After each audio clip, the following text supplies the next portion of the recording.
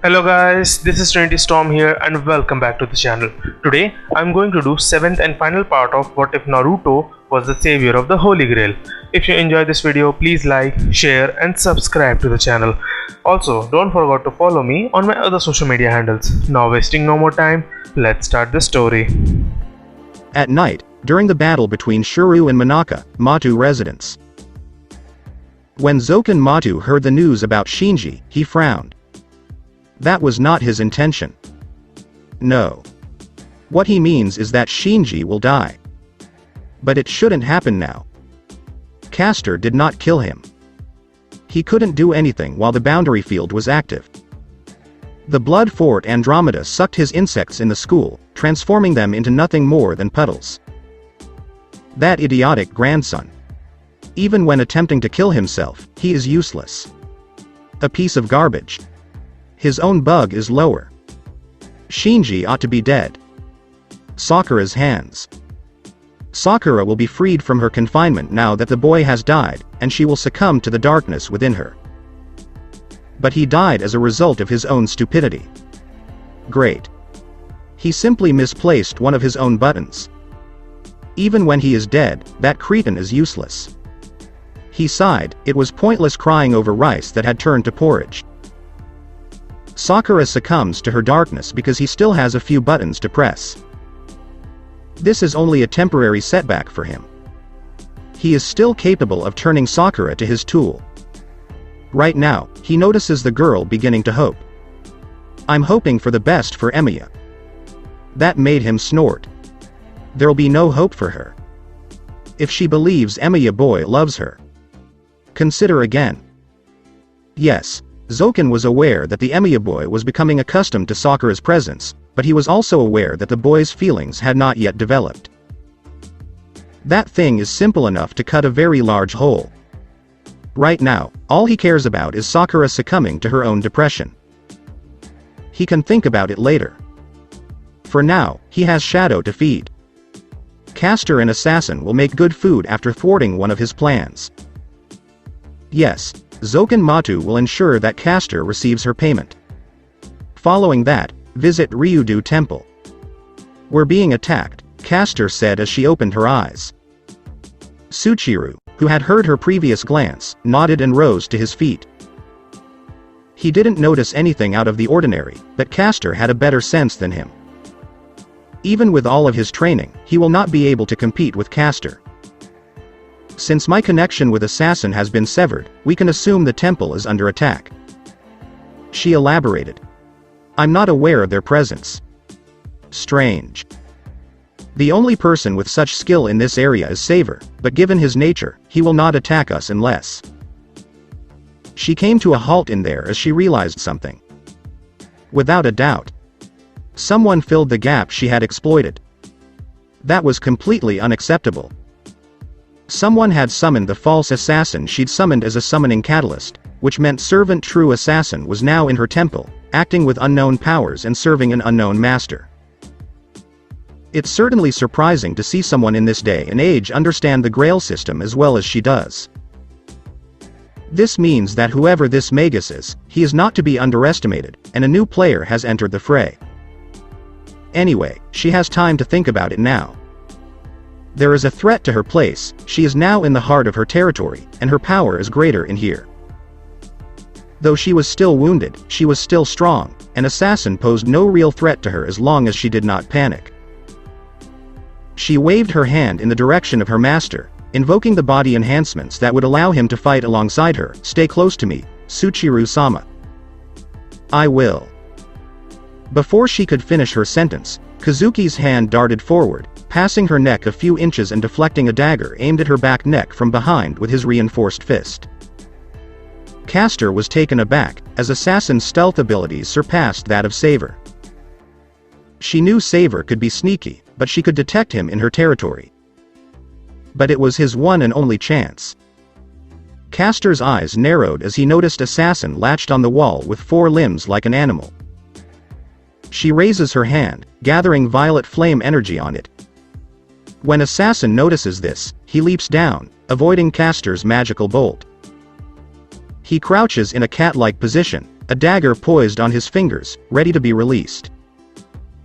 Castor was able to see his appearance because of the light in the temple from the Moon Great Hall. She is the assassin, with long deep purple hair tied into a high ponytail, a white skull mask, and a dark cloak. Assassin threw the daggers at Castor again, but this time she anticipated it by raising her hand and forming a barrier around it, shielding her from the projectile. Castor countered it by making a gesture with her arm and then launching another burst of magic at Assassin. When the Servant of Shadow saw this, he jumped and avoided the deadly spell. However, as soon as she landed, Kazuki appeared in front of her. He raises his hand and strikes her stomach, enchantment on his body. Crunch. The blow landed with a sickening crunch. Assassin can feel the hit, and if she were in normal condition, she would have gasped in pain. However, as a result of being summoned in an unusual manner, her mind is not in the proper position. She is aware of the pain, but due to her position, she is able to ignore it. She takes a dagger in her hand and slashes Kazuki upward. The raised assassin teacher managed to avoid it by pulling his head back, dodging the attack, but the assassin's speed outpaced his calculation, resulting in a brief cut to his cheek. Kazuki noticed the unusual occurrence in front of him and wondered briefly how Assassin didn't feel the pain. Was she drugged? Kazuki responds by moving both of his fists, intent on striking Assassin below the chest. The Servant of Shadow bends her body to dodge, but one fist twists and strikes the target. The teacher can feel it, the broken bone on his fingers, but the Servant of Shadow shows no sign of pain resignation. Instead, she raises her hand, intending to cut him down. Kazuki manages to avoid the attack before flexing his fingers and launching it at her neck. Assassin leaps back to avoid the incoming grab, but Kazuki prepares another hand and launches it to her neck once more. Assassin, dodge it with ease once more. This is the end, she thought to herself. She raised her dagger, seeing the man now open, and with one swing, the teacher separated his head from his body. Or so she thinks. When her hand moved, a violet beam shot out and hit her before she could hit her target. Whether she had a right brain or not, the violet beam that hit her launched her across the entry hall, slamming into a support pillar with bone-crushing force. She let out a shriek of pain, indicating that the A-rank attack had hurt her more than she had realized. Castor approaches her, wielding a zigzag dagger. It was Rule Breaker, the dagger that could dispel all magic and also served as a symbol of betrayal. With one stab, the servant will be transformed into Castor's servant. Cast looked down at Assassin, a smirk on her face, not bad at all. Although you are not as good as my previous dog, you will still be useful. Did you think a half-assed person like you could kill me? She scowled. Assassin's strange and inhumane hissing voice echoed beneath her. Castor narrowed her eyes at the voice before realizing what it was. It was hysterical laughter. You were never a true target. And I was never the murderer. Despite its appearance, the Black Shadow Girl's voice was strange and inhuman. Castor's eyes widened as he heard this. How could she be so stupid? She immediately turned around and exclaimed, "Suchiro-sama!" Just in time to witness the conclusion. It appeared out of nowhere, even to Kazuki. The bubbling pool of inky blackness appeared around his feet, giving him no time or ability to avoid it. The vile pool of blackness appeared to flow into him, seeping through his clothes and skin, rather than consume. It defiled his soul. Castor was taken aback. That black, shapeless thing was devouring her lover from the inside out. Castor charges forward, holding the rule breaker. It was a slim chance, but she might be able to dispel whatever connection that. That's it. What on earth is that? Castor can feel her mind being hurt by looking at it, and a chill runs down her spine. She can feel the impact that thing had on her master's soul. She wasn't sure if it would work, but it was the only chance she had left. Zoken and Matu grinned not far from their location. That was what he had hoped for. With a simple psychic command, the old magus prodded his weapon. And Kazuki's body was flung forward towards Castor. Stab. Castor can only stare with wide eyes in shock, her intent to stab the skin of her master. Instead, the dagger slashed through his chest, leaving only the hilt. Kazuki was staring at the Castor eyes at the time. He notices her stunned expression and eyes, as well as her lovely face. He loves the face of his lover. He can feel the thing costuming his body before transforming him into something else. Whatever Castor did, he just got him out of that thing's grasp. As a result, he smiled. A gentle, warm smile. To demonstrate to his lover that whatever she sets out to do will be successful. And to demonstrate his lack of regret. No regrets about joining this war and following her. I have no regrets about spending time with her. In fact, he was grateful to Castor for helping him rediscover his purpose in this world. Meanwhile, Castor can only stare at the scene, stunned. The realization of what she had just done overwhelmed her mind. In the space of a second, I saved him and lost him. No. No. Oh God. Castor fell to her knees alongside the dead body, and her master's blood flowed through her dagger to wet her robe. The pain she felt caused tears to fall from her eyes. The surprise she felt. Oh my goodness. Tsuchiru-sama. I apologize. I didn't mean to. How? How is this possible? How can she be so easily duped? In a single motion. How? Medea of Colchis, she is. The age of gods magus. How? How could she? As Assassin snatched her body from her grasp, she uttered these words. The servant of shadow moves quickly, and she is unconcerned about anything. She needs to eat right now. Her life is in jeopardy. She needs to learn something right now. So she can live.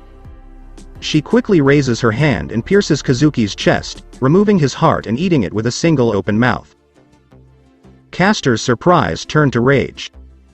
She screamed in rage when she saw what that thing had done to her master.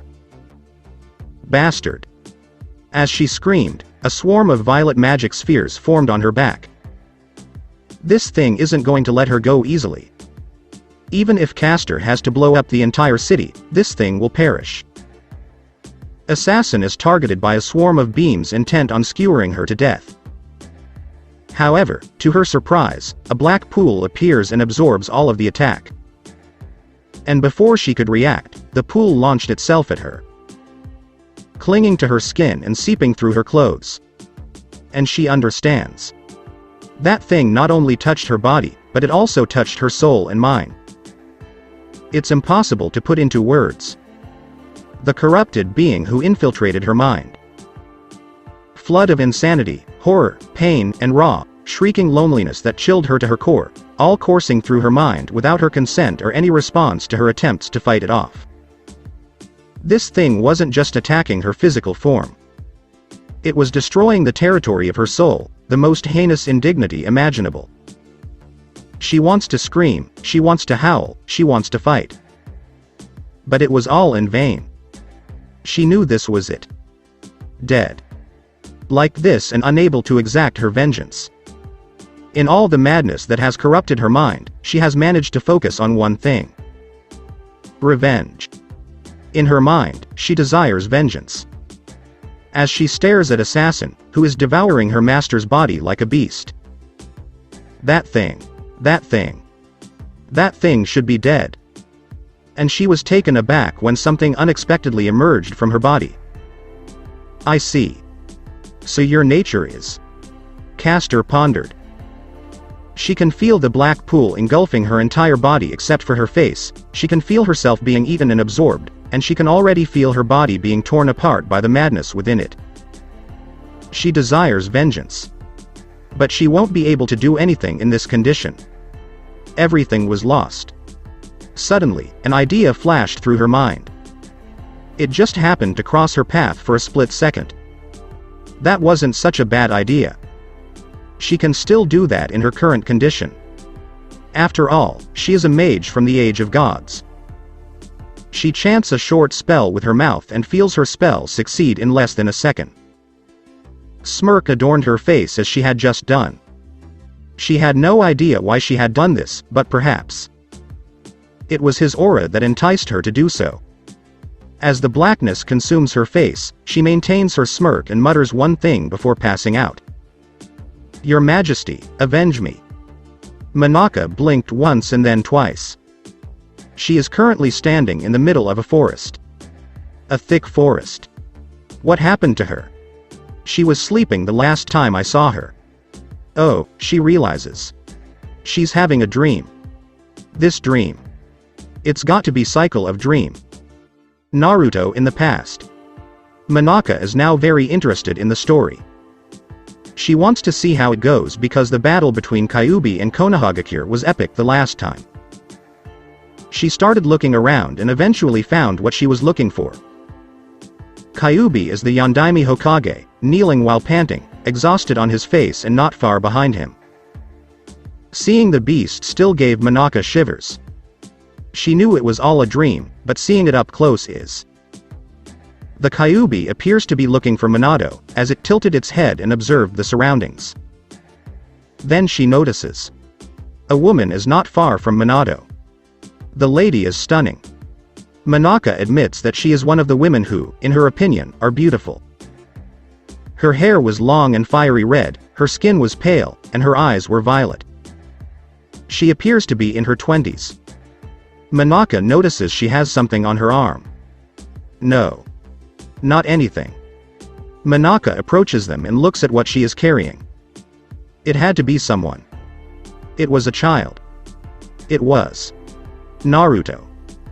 Manaka muttered, certain that the baby was Naruto. Her emperor clearly has a whisker mark and blonde hair. Naruto mother is clearly the woman with red hair. Manaka notices the resemblance. Naruto may have his father's hair and eyes, but he has his mother's face and eyes frame. Are you all right? Yondaime Hokage inquired of the lady. The woman only nodded in response, both she and Yondaime Hokage looking tired, very tired.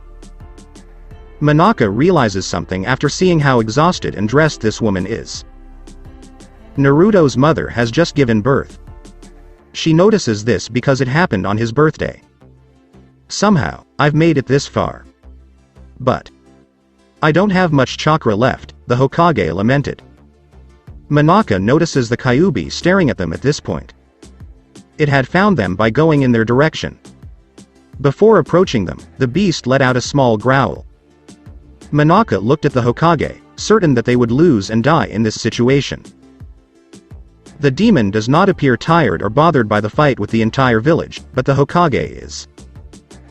I'm going to stop him. One way or the other. Despite his exhausted state, the Hokage reassured and appeared to be very convincing. There are things I must safeguard. He paused and take breath, his fist clenched, and as long as I have that. I swear. He opened his eyes, and fire blazed on that blue orb, causing him to stand, before turning to face the giant fox. When the Hokage turned to face it, the fox roared, its eyes blazing with crimson blood. I will never, ever give up. The man yelled and declared emphatically. No way, Minato. The woman called him, and he turned to face her, saying, I can still keep going. Manaka forced herself to stand and turned to Naruto's father, Minato. Kushina. Minato exclaimed in surprise. Kushina looks at the fox with fire in her eyes, hands the baby to her husband, and then speaks, I'll reattach the Kyuubi to my body. It will kill it, as will I. What?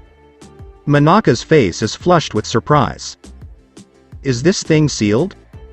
What does she mean by, seal it back to her body? Is this something inside her? This, and this.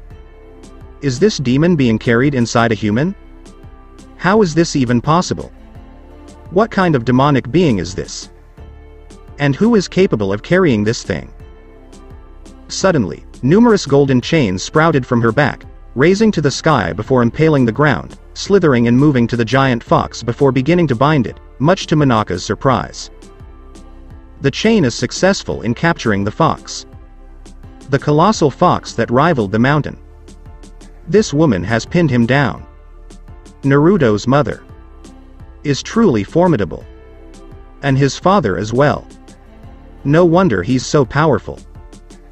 However, it will be difficult to restrain such a being, as Monaka noticed the woman coughing blood before falling to her knee, but the chain still tightly binds the fox. Kushina. Minato also kneels and looks concernedly at the woman he loves. Kushina panted, clearly exhausted by the fact that she had just given birth. That wasn't going to be an easy task, and Manik knew it. I sincerely appreciate everything you've done. Kushina panted and Monaka saw Minato wince, pain, regret, happiness, shame, and mixed emotions on his face.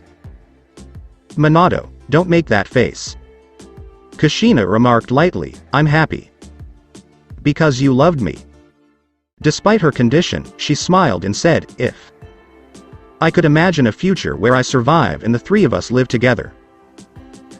Suddenly, a scene flashed before Monaka's eyes, a scene in which Naruto was eating a sandwich, wearing an orange t-shirt with a white spiral symbol on it, carrying a bag, holding the window, and about to jump. Behind him is Minato, who is reading a newspaper while nervously chuckling at the scene, and Kushina raises her spatula and pan, her hair also floating like tentacles, clearly angry. Naruto, just leave for that. Despite the fact that it was completely normal for Monaka, she found herself feeling warm. This thing has never previously made her feel warm. It's only natural for her to shrug. But, for some reason, she finds herself feeling warm. I can only imagine how wonderful it would be. Kushina's voice echoed throughout the scene. Monaka smiled a little at that, not knowing why she was feeling this way despite the fact that it was normal for her. Perhaps because it reminds her of her mother. The scene vanished in an instant, and they returned to the forest. Monaka notices tears falling from Minato's eyes and wipes them away. Then a resolve filled his eyes, and he stood. There's no need for you to die in order to kill the 9 tails, Kushina. Save what little chakra you have left for your reunion with Naruto, Minato said sternly. Huh? Monaka and Kushina spoke in unison, their expressions betraying their confusion. I'm going to seal the rest of your chakra inside Naruto. It will be part of a Hake no Fin, 8 trigram seal, Minato says as he walks past her and the baby. He came to a halt in front of the massive fox, saying, I will seal the Kyuubi inside Naruto, along with what is left of your chakra. He stated unequivocally. Kushina became paler, and Monaka fell silent, their eyes wide with shock on their faces. Kushina has a horrified expression on her face, while Monaka looks at the baby in disbelief. Before that demon sealed, it cursed me. Everyone in my village despises me because of the curse, and they blame me for the destruction caused by the demon. I don't think I needed to explain how my childhood went after that. Naruto's words echoed in her head, and she realized what he meant. He has not been cursed by the demon. But he has become the demon's house. And after the damage it has just done to the village. Well, now I see what he means. Monaka muttered and shook her head. Minato didn't finish, so he went on, I'll use Shiki Fien, Reaper Death Seal, sealing half of it to myself and half to Naruto. Such a being of Kyuubi caliber cannot be sealed at full power, and it is also not wise. If the Kyuubi is lost along with you, there will be no Jinchuriki until he reemerges, and this will upset the balance of the village, he continued. He's our child. Kushina mumbled, why? This burden should be carried solely by me. And why do you need Shiki Fien? After that, the user is no longer alive. But Minato didn't show any emotion. Instead, he made a hand sign, and Monaka suddenly felt dead. Death. It's as if death itself has manifested itself around them. She can't see anything different, but she can sense death. Reaper Death. Is he worshipping death's power? She was taken aback. How? How could a mortal do such a thing? That does not make sense. I don't want to put such a strain on Naruto. He's our son. Kushina screamed, for the sake of Biju's balance? For the nation? For the town? Why does Naruto have to be a sacrifice for all of them? She yelled at her husband. Monaka turned to Minato and confirmed what Kushina had said. Why should Naruto be burdened? Why must he be sacrificed? Why must you be a sacrifice for someone like me? Monaka looks at the older woman with pity in her eyes after hearing Kushina's final yell. She understood what Minato meant because they were shinobi. Minato is the village's leader. What kind of leader asks his people to sacrifice their child? No. It's the only thing logical and responsible to do. To give up your child. Because you're their boss. Monaka smirked a little. That's quite stupid. Naruto himself stated that King should not make any sacrifices. It was the other way around. But why would Minato give up his family? Minato looks at his wife with a stern expression but sadness in his eyes. And he said slowly, it's because we're a shinobi family. He responded in a way that made Kushina feel like she was being slapped. She knelt and sobbed, staring at Naruto, who had been placed on the ritual bed for sealing. Monaka, who was watching this, suddenly felt movement in her eyes and turned her head. Her eyes widened when she saw Kyuubi move, the bind on one of its arms loosened, and it raised its massive claw. And Naruto is the target. Be careful. She yelled instinctively. Stop. Squelch. Monaka's eyes widened even more as Minato and Kushina leapt in front of her, impaling themselves to prevent the claw from skewering their child as well. Blood poured from their mouths as they struggled in this strange version of tug-of-war that made Monaka sympathize with them. It reminds her of her relationship with her parents. When she was praised for the first time, when she spent time with her mother. We won't see him for a while. Minato began with a weak smile. Let us now say whatever we want to Naruto. He informed his wife. Kushina nodded, smiling despite her wound as she looked at her son, Naruto. Don't be too particular about your food. Eat a lot of food and grow up to be strong. Monaka grinned bitterly. That was what her mother always told her child, make certain. Everyday bath. And keep warm. Avoid staying up late. You must get plenty of rest. In her desperate situation, Kushina paused to catch her breath. Make new friends as well. Even if you can't make many friends, have a few you can truly rely on. Monaka maintained a neutral expression. Friends. To be honest, she's never had one. None. Even if she does, given her nature, they will not be her friends for long. She had no choice but to accept reality.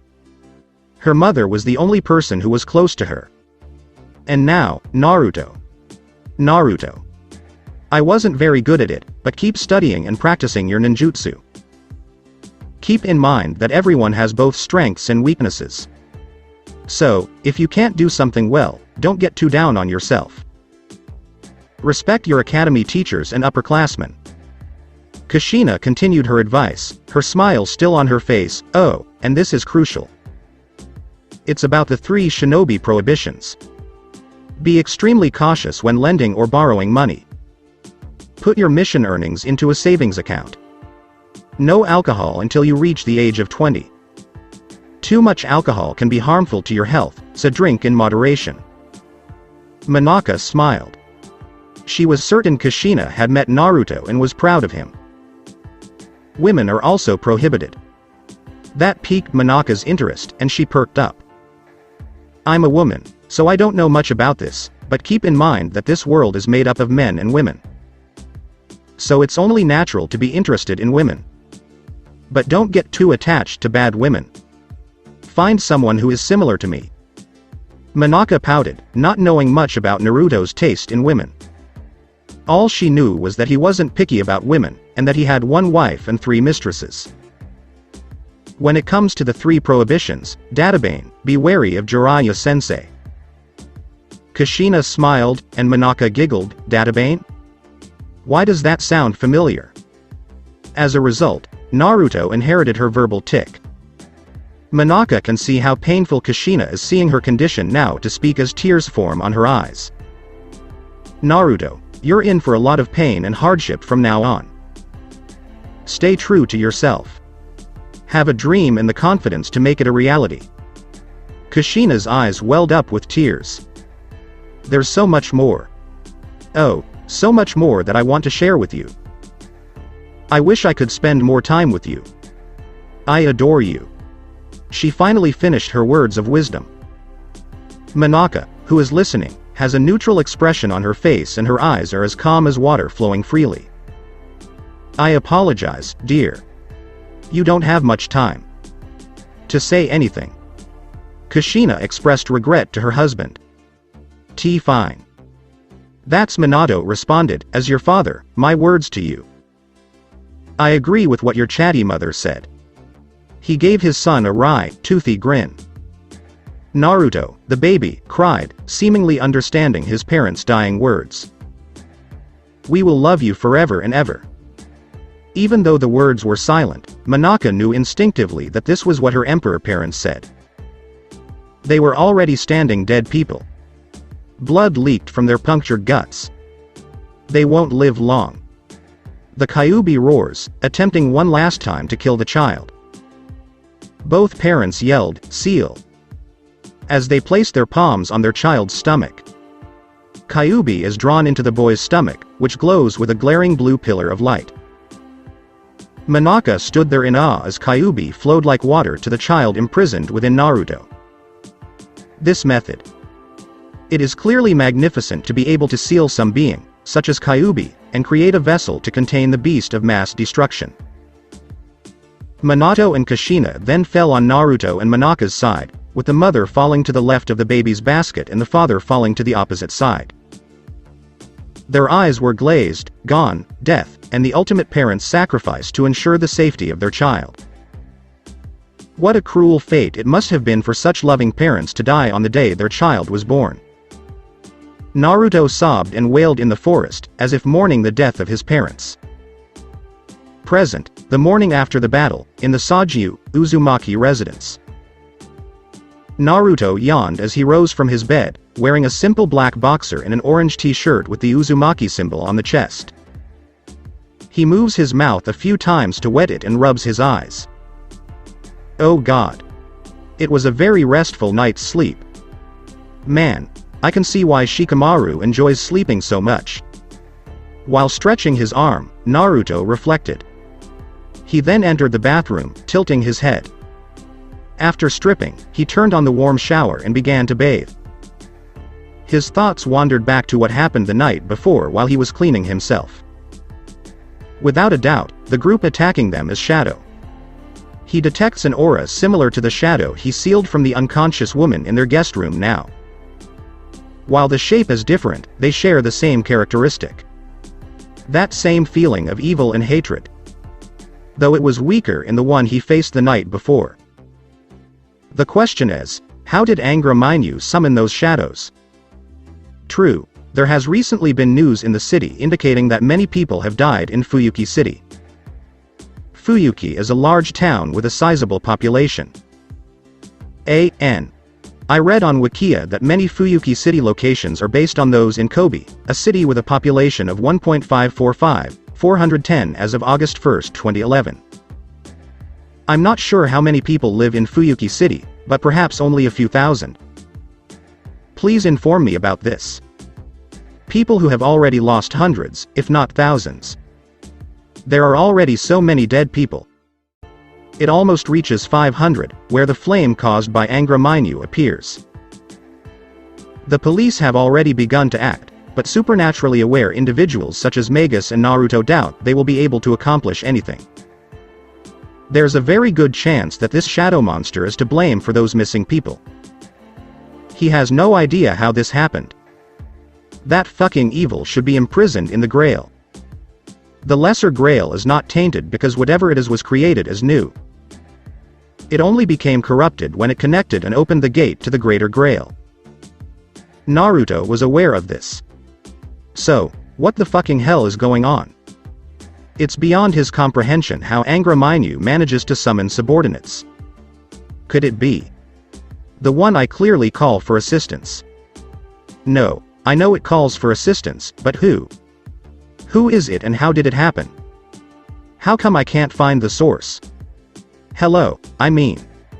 His aura is positively evil. With my sensor ability, it can even be felt over hundreds of meters or a few kilometers. How did it manage to hide itself? Naruto is, by all accounts, befuddled. He was aware that his sensor ability in normal body was not as sharp as when he was in Sage mode, but that it would increase to X when he entered Kyuubi mode. However, his sensor ability should be able to detect something like Angra Mainyu's evil aura. How could he not notice? Unbeknownst to Naruto, he can detect it while in Sage mode. The source is obviously Sakura. Unlike everyone else who cannot detect her presence as Magus due to the crest worm within her, Naruto can. However, it was limited due to the crest worm obstructing and masking the dark presence within her. Naruto can only detect that she is a Magus and a good one. If he could only enter Sage mode to detect her. That was an if, not a fact. So Naruto remains oblivious and searches for the clue. He sighed and rubbed his temples, and there was also the matter of Shuru. Shuru's clone has clearly seen a surprising ability. He had no idea what his ability was, seeing Archer could only summon swords like projection, the magecraft he read. Well, not really, but definitely. When he summons Kalidbolg, however, all of them are thrown away. That sword is something else. Not to mention the most recent sword he sees. What the hell did he do to summon that? And use Broken Phantasm on the Kalidbolg no less. Naruto's first thought is that Shuru may have crossed to the sword and received gifts from people in his life. However, when it saw the current Emiya Shuru summon, it burst into laughter. Create the sword from Emiya Shuru's future. Shuru had no doubt created the sword he would possess in the future. Or, he never has them, but he makes them. He imitates them. Shuru's abilities are actually very confusing, but if you manage to figure out that Archer is Emiya Shuru from the future, then putting the puzzle together and figuring out what his ability is actually very simple. Shuru Emiya's ability is to create and mimic what he sees. That was both terrifying and impressive. Imagine him being able to imitate the Kalidbolg sword. What if he succeeds in copying another weapon? Ga-e-bolg from Lancer, for example, and anything else. With those abilities, he will become very strong in the future. To create noble phantasms like that. Naruto grunted as he brushed his teeth. Shuru Emiya. He's really intriguing. His ability is no laughing matter. Shuru will become a dangerous enemy with his ability if he is summoned as a proper heroic spirit where he can gain fame and support. And there's also that. Naruto had no idea what was going on inside Emiya Shuru. Shuru's regeneration power rivaled even Kyuubi regeneration when Sasuke stabbed Chidori through the right chest. Shuru's wounds are mostly healed, and Naruto clone only fixed the burn on his magic circuit and the exhaustion. Shuru's major wounds are mostly healed by something within him. He caught a glimpse of something that resembled a sheath. A sword scabbard. He had no idea what that was, but it was clearly not a regular scabbard. He cleans his teeth by spewing dirt out of his mouth. Then he took a towel and dried himself, humming softly as he dressed casually in an orange hooded sweatshirt and black and orange long pants. He looked at the clock and noticed it was 6 a.m., so he exited his room and went downstairs. He paused on his way and cast a brief glance at Monaka. That's another of his issues.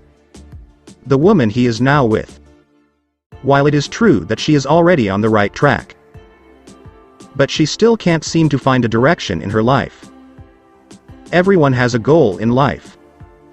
The Tasaka heiress wishes to open Akasha's path or restore her family's glory, Ilya. He had no idea about her, but he was certain she had one. However, Manaka did not. She is completely reliant on him. She wishes to see something intriguing. She must have a goal in her life, no matter how she wishes.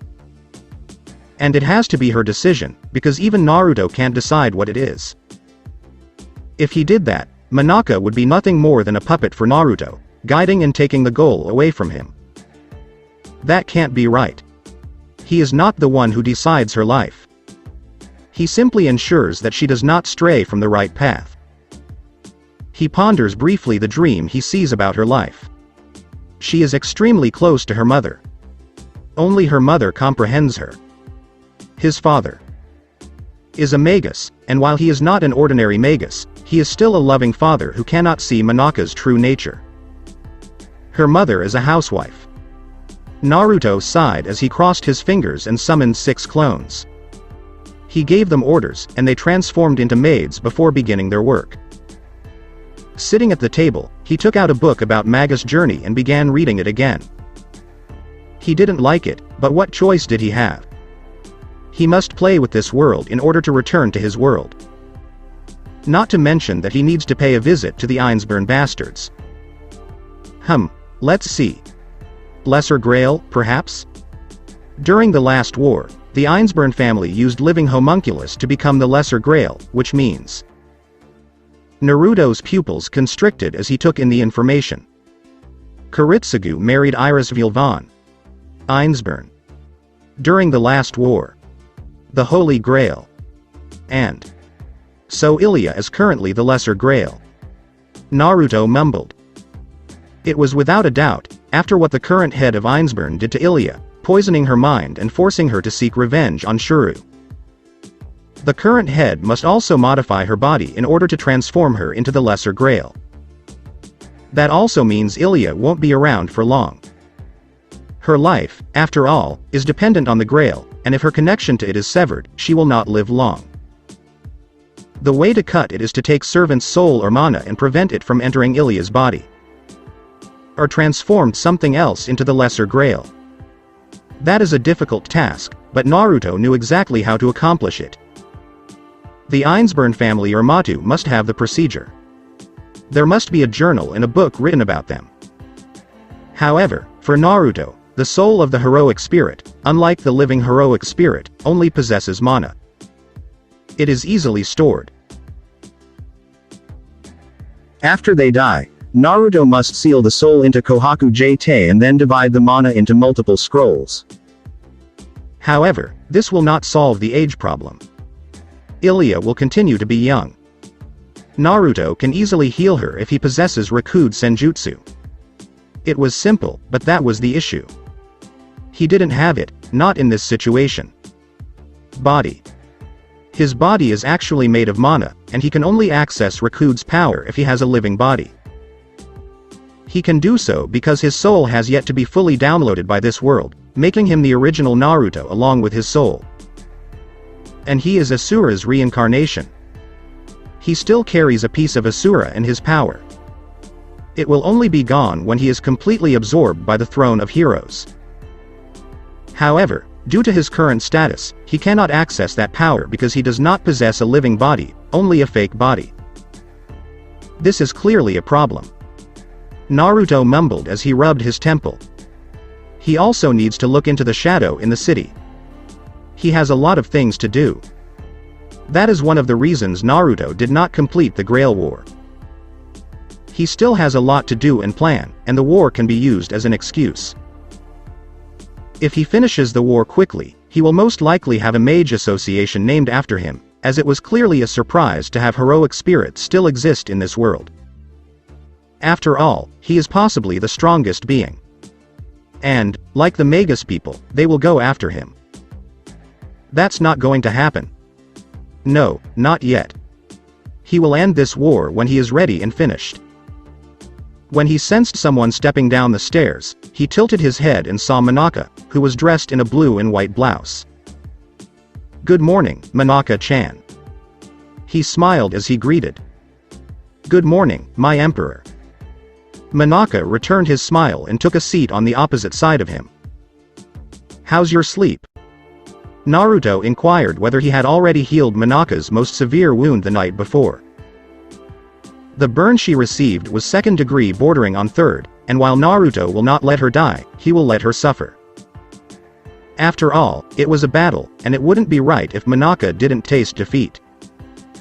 He will not protect her even if the majority of her body is burned to the third degree. He will only heal her, as is customary. What is Jinchuriki?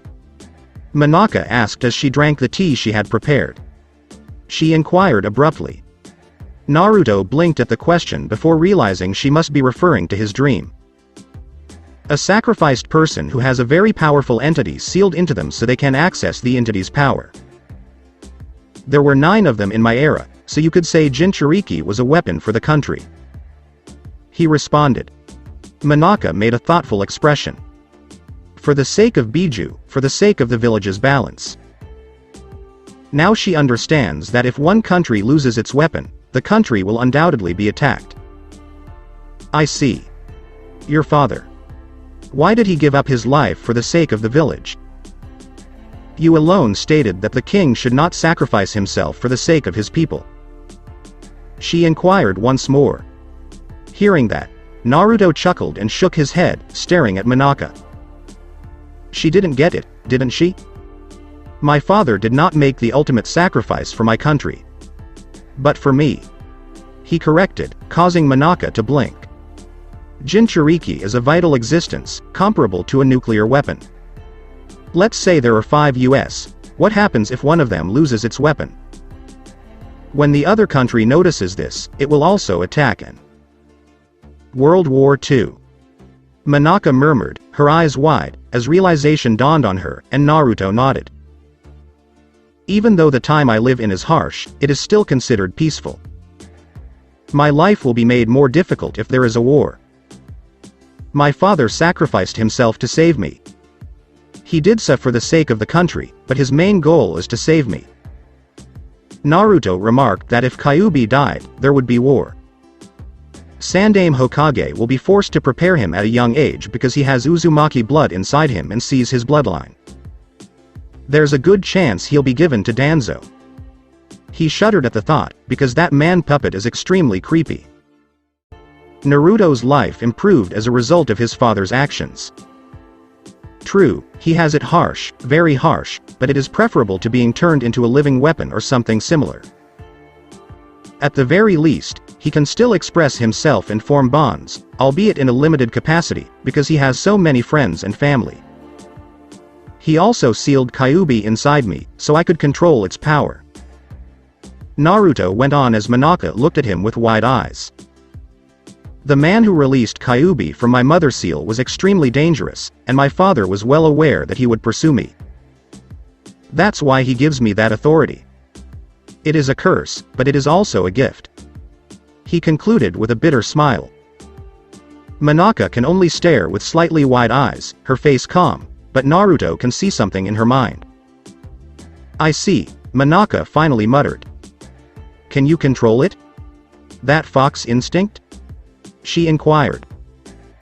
The response she received was Naruto's eyes turning crimson red with black slits, which made her flinch as she remembered the eyes of the Kyuubi that night. Then Naruto's eyes returned to his cerulean blue and he smiled at her. Does this answer your question? As he stated. Monaka simply nodded, then asked with a thoughtful expression, say you said you'd tell me about yourself this week.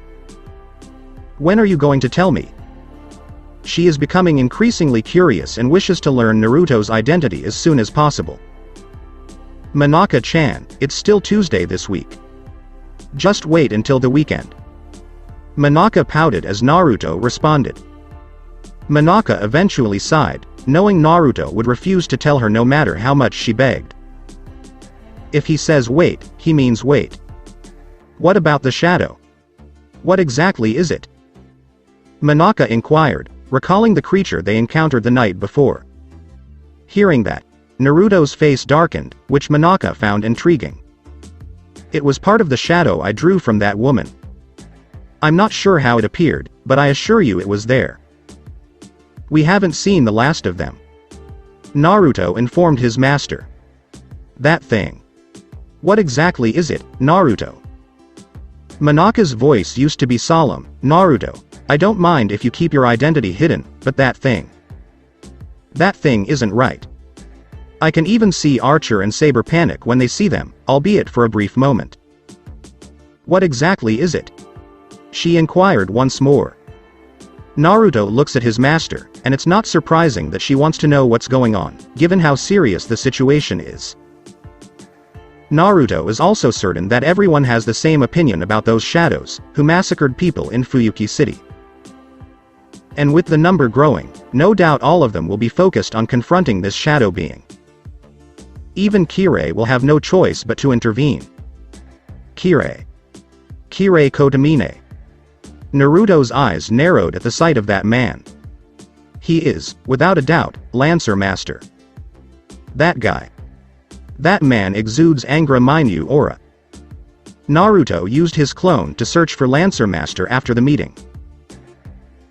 He can sense the spearman aura that covered the church by following Lancer's presence using Sage Mode, though it is only barely detectable and he had to enter Sage Mode to detect it. It's nothing to be concerned about right now, Monaka. I'll tell you in due course, along with my identity. Naruto stated without equivocation. He can't have Monaka finding out about the shadow just yet. Naruto is certain that if she knew about it, she would want to meet this shadow. Not to mention the shadow's ability to corrupt Monaka's mind. When Naruto and the shadow cross paths, it is time to put an end to the war. But now is not the time. No, not yet. Although I despise it. The war must be ended as soon as possible. Shadow was free to roam. It'll be over soon. I've already moved on to Saber and Archer. It's time to pay Castor a visit. Naruto considered this with caution. Monaka locks his gaze on Naruto.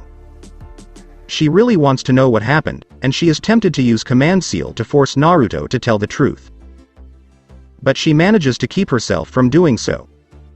If Naruto said later, she'd find out later. She can wait, and this shadow might come in handy as an excuse to kill people. Due to the previous battle, almost all of her seed has been consumed. She will require more mana and sacrifice to complete them. We're going to kill people today, and I need to prepare so I can face Tasaka-san and Emiya-san. Monaka advised him to change the subject. I understand. We can pursue this. Today, I'll send a clone to check on the temple. Monaka blinked as Naruto responded. Are we going after her tonight? Yes. The war has already lasted 1 week. Shouldn't we put an end to it now? In the meantime, at Emiya residence. Are you alright, Tasaka? Shuru inquired. When he awoke this morning, he discovered Saber sitting on the side of his bed. Other than copying Archer swords and rescuing Tasaka, he had no recollection of anything else. According to Saber, their battle was interrupted by an unknown attacker. Something extremely disturbing. Shuru sensed a hint of caution when she mentioned the shadow thing. So here he is right now. Rin was confirmed to be fine, with the exception of multiple cracks on her ribs and bones. He notices Rin, who is now lying in bed with a few bandages wrapped around her. I'm perfectly fine. Emiya-kun. It's just a minor wound, don't worry, I'll be able to move again this noon, Rin replied. Shuru's smile and relieved expression reassured her and made her feel warm. I'm relieved. So. What happened last night? Saber didn't say much, but she does appear upset.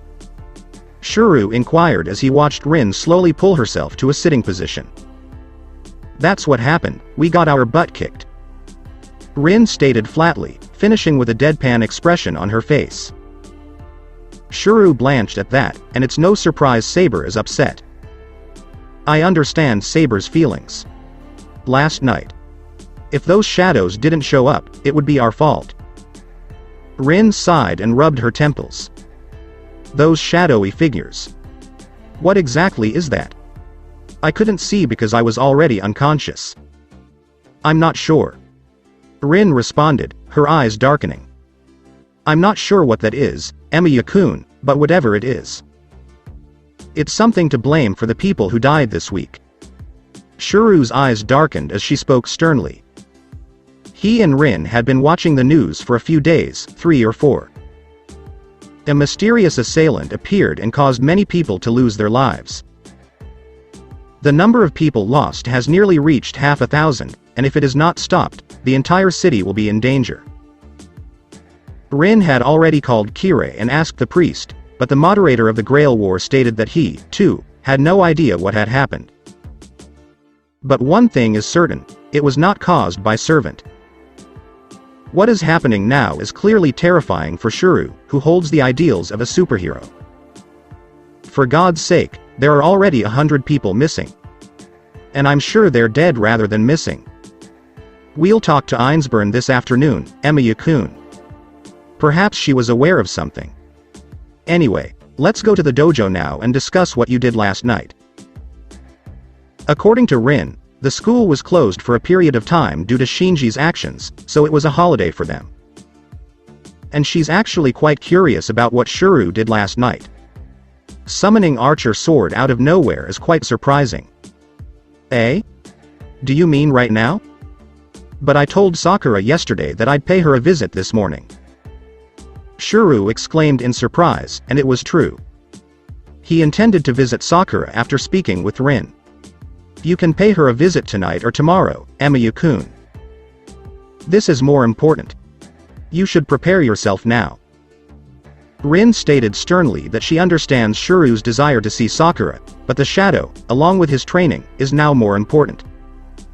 Meanwhile, Shiru is aware of the shadow, and his training is critical. Who knows what the shadow is capable of? It is capable of attacking Sakura. He reluctantly nodded, as much as he despised it, but the shadow and how to deal with it came first. It is for Sakura's safety. Rin, seeing Shiru nod, was about to stand but winced at the pain, which Shiru noticed as he went to her side. Are you all right? Perhaps we can do it later. You appear to be tired, so don't push yourself. Shiru expressed concern as he placed his hand on her shoulder. Rin blushed slightly at the contact, shrugging his hand and turning her head away with a humph. I'm perfectly fine. This wound is insignificant. Come on, people. She forces herself to stand, holding her pain as she begins to walk to the dojo. Wait. Tasaka. Shiru called out as he pursued her. Sakura is in the hospital. Sakura fixed her gaze on the wall in front of her in her room. Her grandfather actually surprised her by allowing her to stay in the hospital for a short time. She had no idea why, but she was certain her grandfather was planning something by doing that. She is currently awaiting her senpai. Her senpai promised to pay her another visit this morning.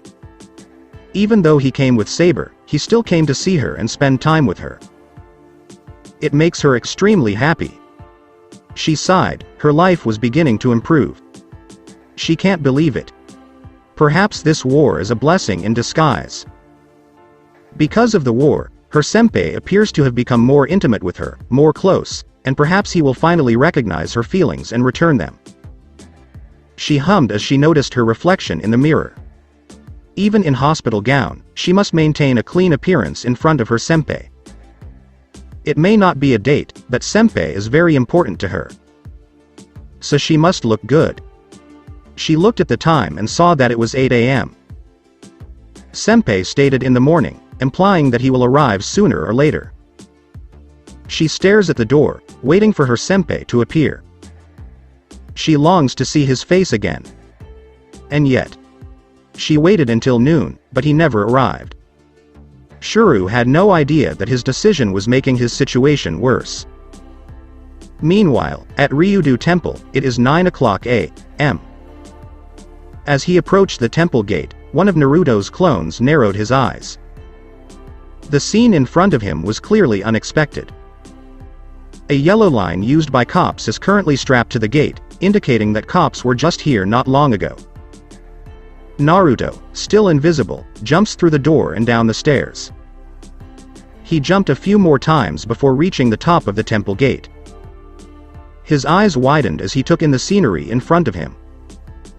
What the hell is going on? He muttered in surprise. The temple has been destroyed. Many of the houses have been smashed to the ground, and a crater, hole, and tree that has been destroyed have appeared. The damage wasn't too severe, but there was clearly a servant battle in here last night. After all, this damaged state can only be caused by that.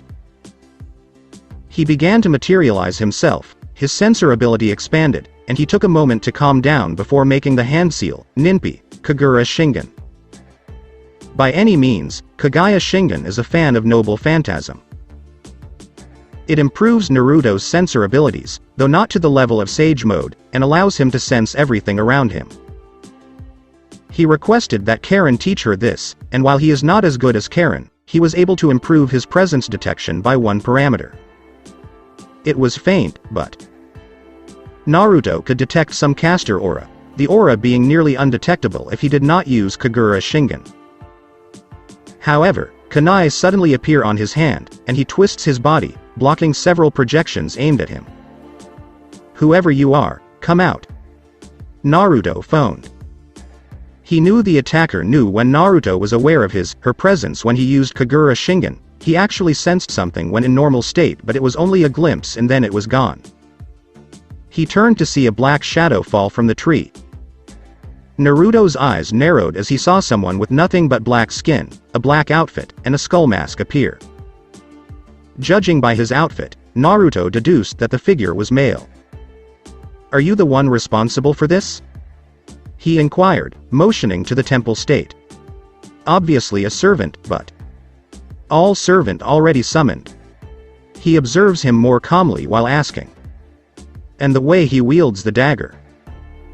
When Assassin threw another pair of daggers at Naruto, Naruto simply threw his own kunai and shuriken in response. Both assassins keep throwing projectiles at each other while running and jumping. Their speed is so fast that even trained eyes will have difficulty catching their move. Naruto twists his 3-pronged kunai and throws 2 of them, prompting Assassin to throw 2 more daggers. The weapons collided in the air, bouncing off one another. However, Naruto throws another pair of kunai to Assassin while throwing an extra one far away. Assassin pulls out his daggers once more to block the approaching projectiles, smirking as he notices Naruto kunai missing him far away. Are you losing your touch? He made fun of. Naruto only smirked in response. Hardly. He said this before pulling his fingers. The kunai that soared in another direction revealed a chakra string attached to it. It bended in another direction as a result of Naruto's actions. The kunai flew to the still floating tri-pronged kunai and collided with it, causing the tri-pronged kunai to bounce and land in the assassin's feet. Assassin, who witnessed the act from the start, was unaware of Naruto's plan. He was too preoccupied with watching the weapon bounce until splash. Flash. Gurg. As Naruto appeared in front of him, the assassin spat out blood, and blood emerged from the black servant's chest as Naruto kunai cut through it. Naruto quickly bends his body and grabs Assassin's throat, then kicks the ground and slams Assassin against the wall, pinning him to it. You have 3 seconds to explain why there is another assassin in here. He stated coldly. The servant of Shadow cursed himself for underestimating the blonde as the assassin struggled to break free. He knew the blonde servant was good, but he had no idea the blonde was also trained to be an assassin. 3, 2, 1. Die. Assassin's head was severed from his body with a single movement of his hands. Naruto looks impassively at the dead servant as he drops his body. Is this it? Done? It was. Too simple. That's what Naruto thought when he saw the servant's body turn to black dust. It was far too straightforward. Why on earth did the master of this new servant let him die so easily? Naruto had no doubt that he was dead. Clearly, he senses that life has left his body. But why does it appear to be so simple? He will have to think about it later. He then tilts his head toward his temples. If he's not mistaken, he senses caster energy. He has to check it right now. This thing could be considering something later. Meanwhile, back at church, Kirei Kotomine, as usual, kneels in front of the altar. While he may be considered a villain, he is still a priest who always does his job. Helping people by talking to them and, of course, praying to God. He had just finished praying before slowly rising, a grin on his face before turning to see his guest who had just arrived. "Hello there, Saver.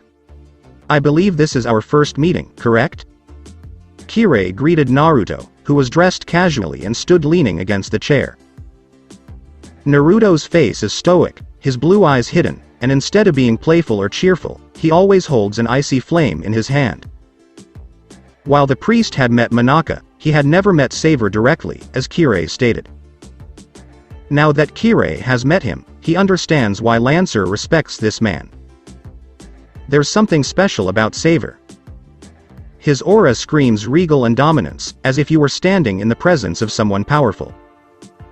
Kirei is reminded of Gilgamesh. "Kirei Kotomine, it is. So you like the curry I made for you?" Naruto inquired solemnly. Hearing Kirei's grin widen, he realized he wouldn't be able to keep his secret from Saver forever. It was Saver who was the most dangerous person in this war. "Yes, I must admit. I feel so alive after eating that curry. The rich flavor and spicy taste that hit my tongue are overpowering." He said it in a genuine, happy tone, and it's true. Other than what happened 10 years ago, he never feels so alive when he eats that curry. He can still taste the spicy and delicious taste on his tongue, and his black heart is beating so fast that it almost reminds him of his old heart. "I'm glad you like the taste. Now, would you tell me how you became Lancer Master?" Naruto asked, nodding. He inquired sternly. "That is a difficult question." Kirei responded by tapping his finger against his chin. "In a nutshell, I stole him from his true master. There was no reason to lie." Naruto already knew his position as master, so concealing it would be pointless.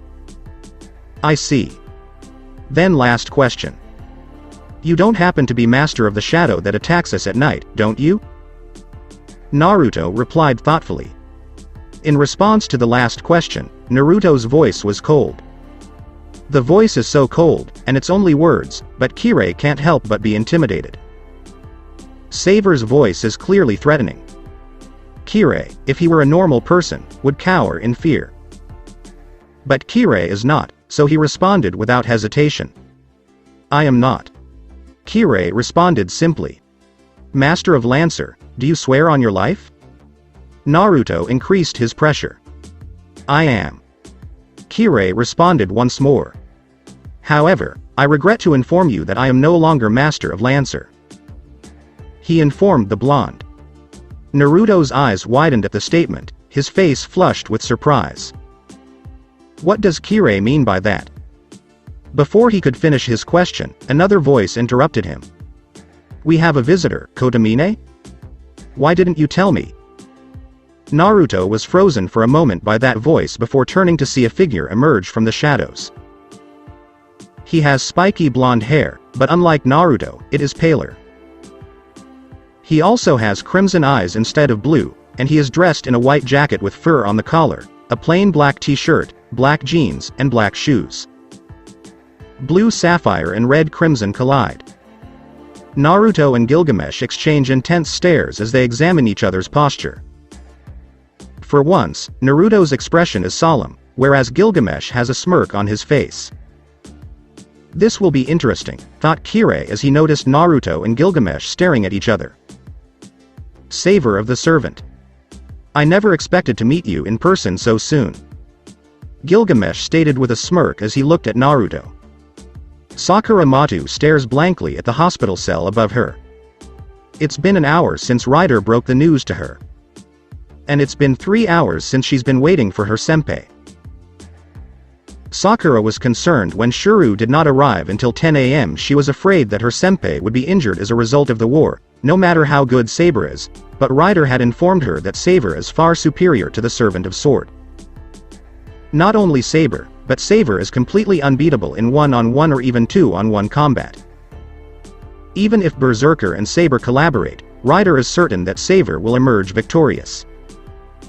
Saber, in any case, is a broken character in this war. Sakura is clearly concerned by such a powerful servant. While it is true that Rider stated that Saber is a good guy, Rider also warned Sakura that Saber Master is dangerous. Rider had stated that she had seen a psychopath when she was alive. Seeing as she, too, was an evil being who knew another evil. It takes one to know one, as the saying goes. And Rider is certain that Saber Master is mentally unstable and extremely dangerous. The Servant of Mount only caught a sliver of the crack on Saber Master's perfect mask. A sliver, and perhaps only she and Castor knew because they were both aligned with evil. But the mask is flawless. It's so good that they admit Monaka mask can be considered very good even at their age. And Rider was well aware of how dangerous a person could be who could create and make such a perfect mask. Behind that mask, there is no doubt that the little girl is extremely dangerous and mentally unstable. Sakura is unwilling to take a chance, even if the legendary Medusa says so. Regardless of how good Saber is, he is still her servant. That was a very dangerous situation. So, after an hour of waiting, she used her command seal to order Rider to protect Shuru and keep an eye on him, even though Rider didn't want to. What was the end result? Isn't that bad? When Rider managed to sneak in, she noticed Shuru spending his time with Rin, training alongside her. Even Rider flinched when she saw Sakura's blank expression when she told her the news. Sakura's terrified and horrified expression reminds her of her own life. When she turned to Gorgon, Poseidon raped her. Not only was she raped, but she also cursed afterwards. Sakura. She reminds me of her. Why? Why didn't he show up? That's what Sakura was thinking. He was. He told her that he would come this morning. And he obviously wanted to see her again. So why? Why is he going to spend time with Nei-san? Why? He'd been so nice and special. That realization struck her. Shuru's kindness isn't particularly noteworthy. But it was perfectly normal. It was in his nature to be helpful and kind to others. She is not unique. Senpai was simply attempting to protect her as he would any other girl in danger. Other than that, he has no feelings for her, and she was. I was a moron to believe he did. Sakura sighed. How could I have been so stupid as to think he would love me? He has no reason to. I stink. She had been contaminated by numerous insects. Why would the gentle and pure Emiya Shuru waste his time with her? A bug. An insect. It's ideal that Emiya Shuru spends his time with the legendary Rin Tasaka, the most talented magus in this town and the school's idol. She should have known Senpai would never love her. Oni-san has his heart. Isn't it great? A pair of insects falling in love? Why should a bug like Emiya Shuru and Rin Tasaka be rewarded with a goddess like her? Sakura's skin turned paler as a sudden thought entered her mind. She didn't do it. She didn't do it. That was not her spontaneous thought. How? She couldn't do it. She couldn't possibly. How could she have thought that? While she was thinking that, she didn't feel like herself.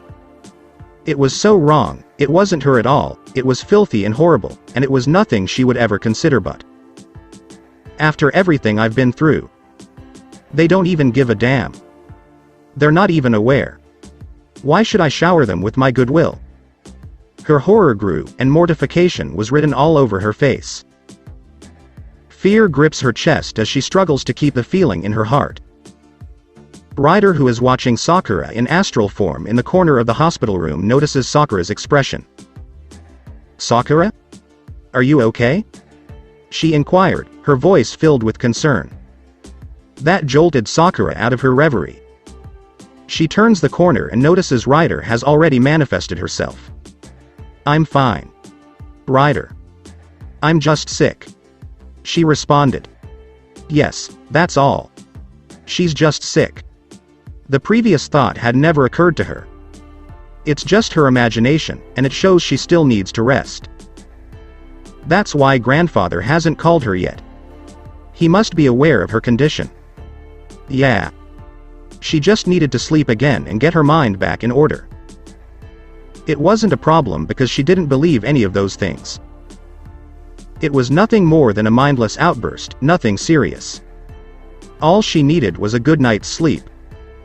As he sensed Sakura's dark emotion, Zoken Matu cackled. Everything went as planned. When that Emiya boy said he would return to Sakura, it was one of the few best buttons he could press. That night, he knew Emiya boy and Tasaka girl would after Castor saw her most vulnerable.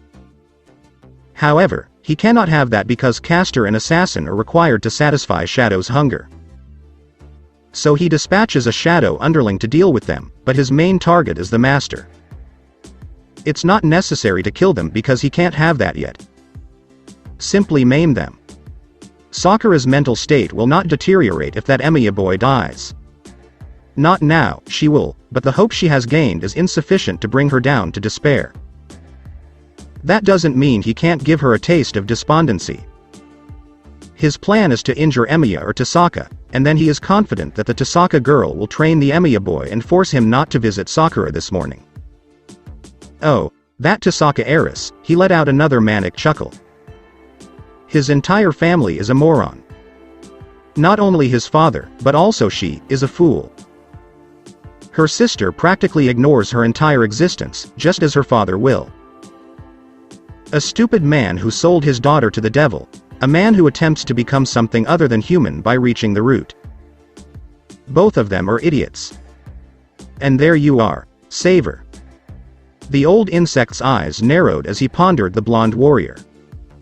If there is anyone Zoken Matu should be wary of in this war, it is that servant of Savior.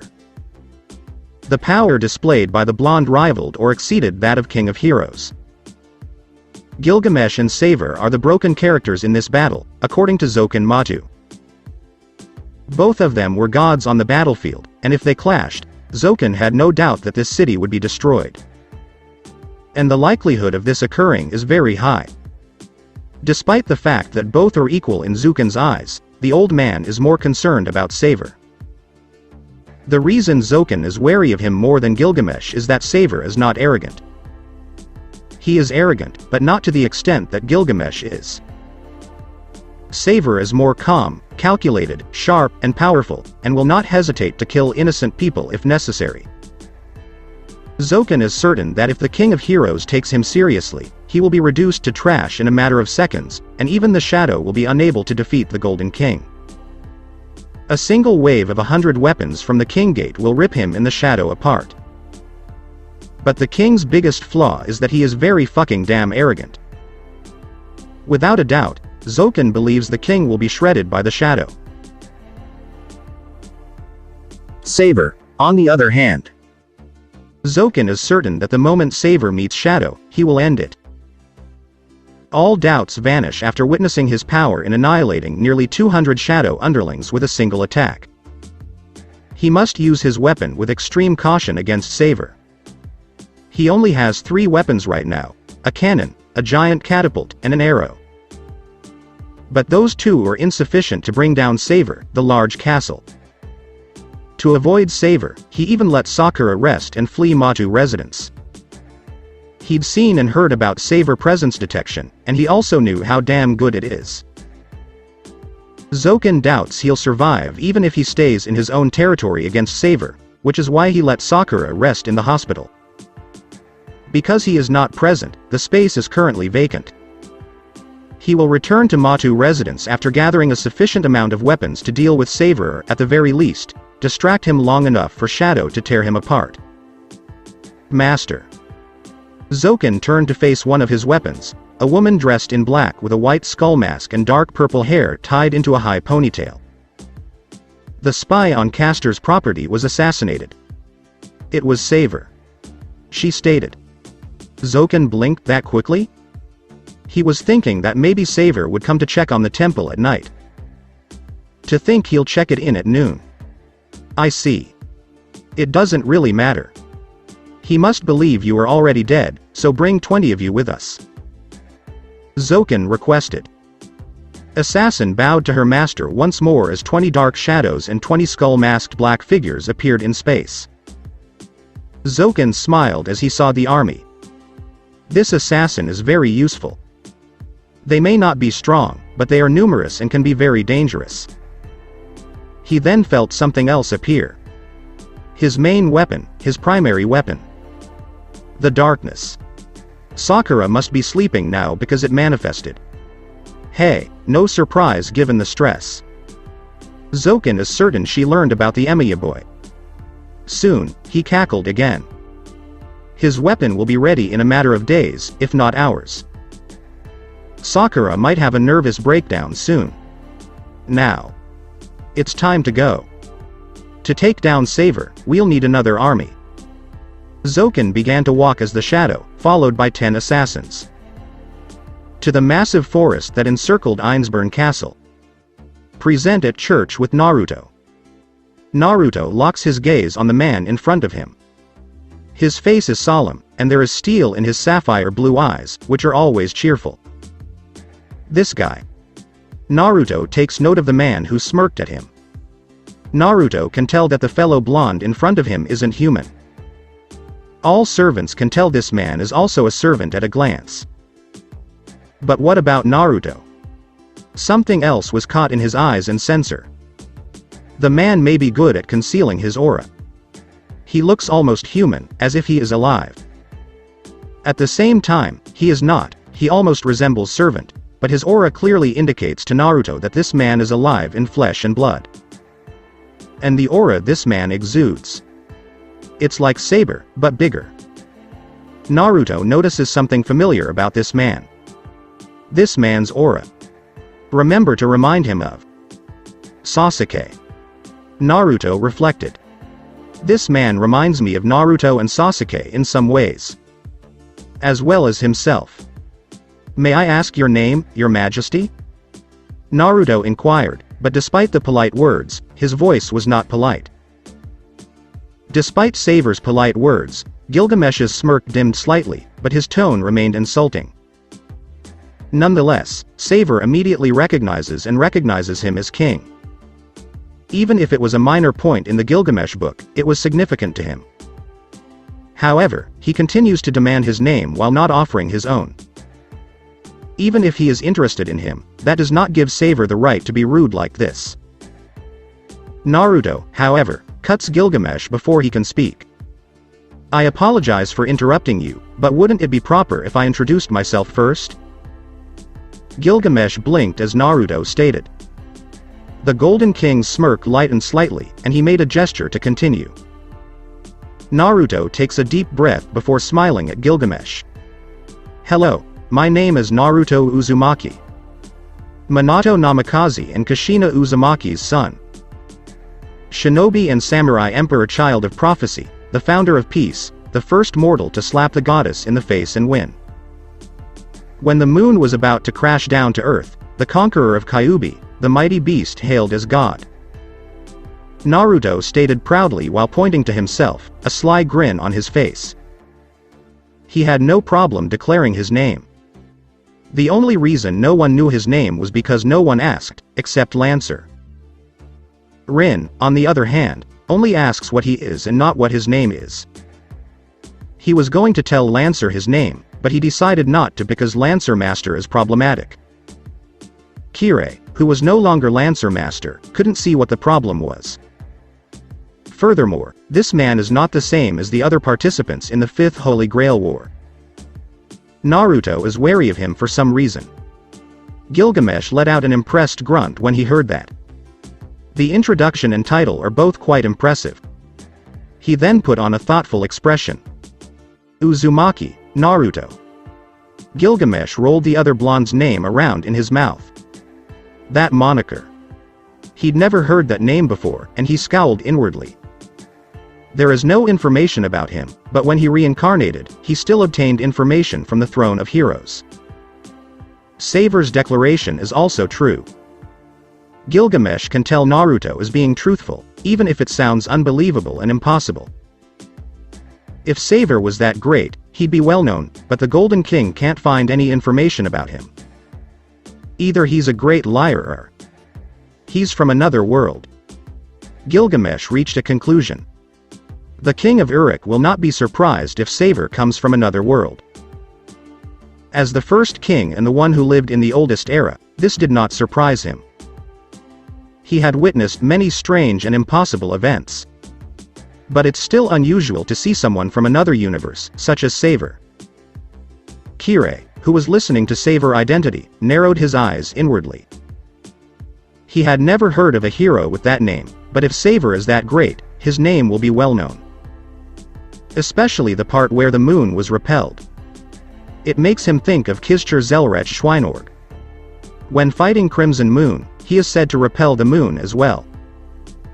Could it be that someone helped Zelrech repel the moon but died in the process? Is Zelrech's friend Savor? True, when Kirei observes him, all of his abilities appear to be similar to magecraft, but they are not. Kirei makes a mental note to inquire of Gilgamesh after this, as the King of Heroes still has information from the Throne of Heroes. Unfortunately for Kirei, the information Gilgamesh obtained from Throne of Heroes was limited to the Fourth Holy Grail War. The information stopped flowing after he reincarnated, and the only person who knows anything about Naruto is a servant from the Fifth Grail War.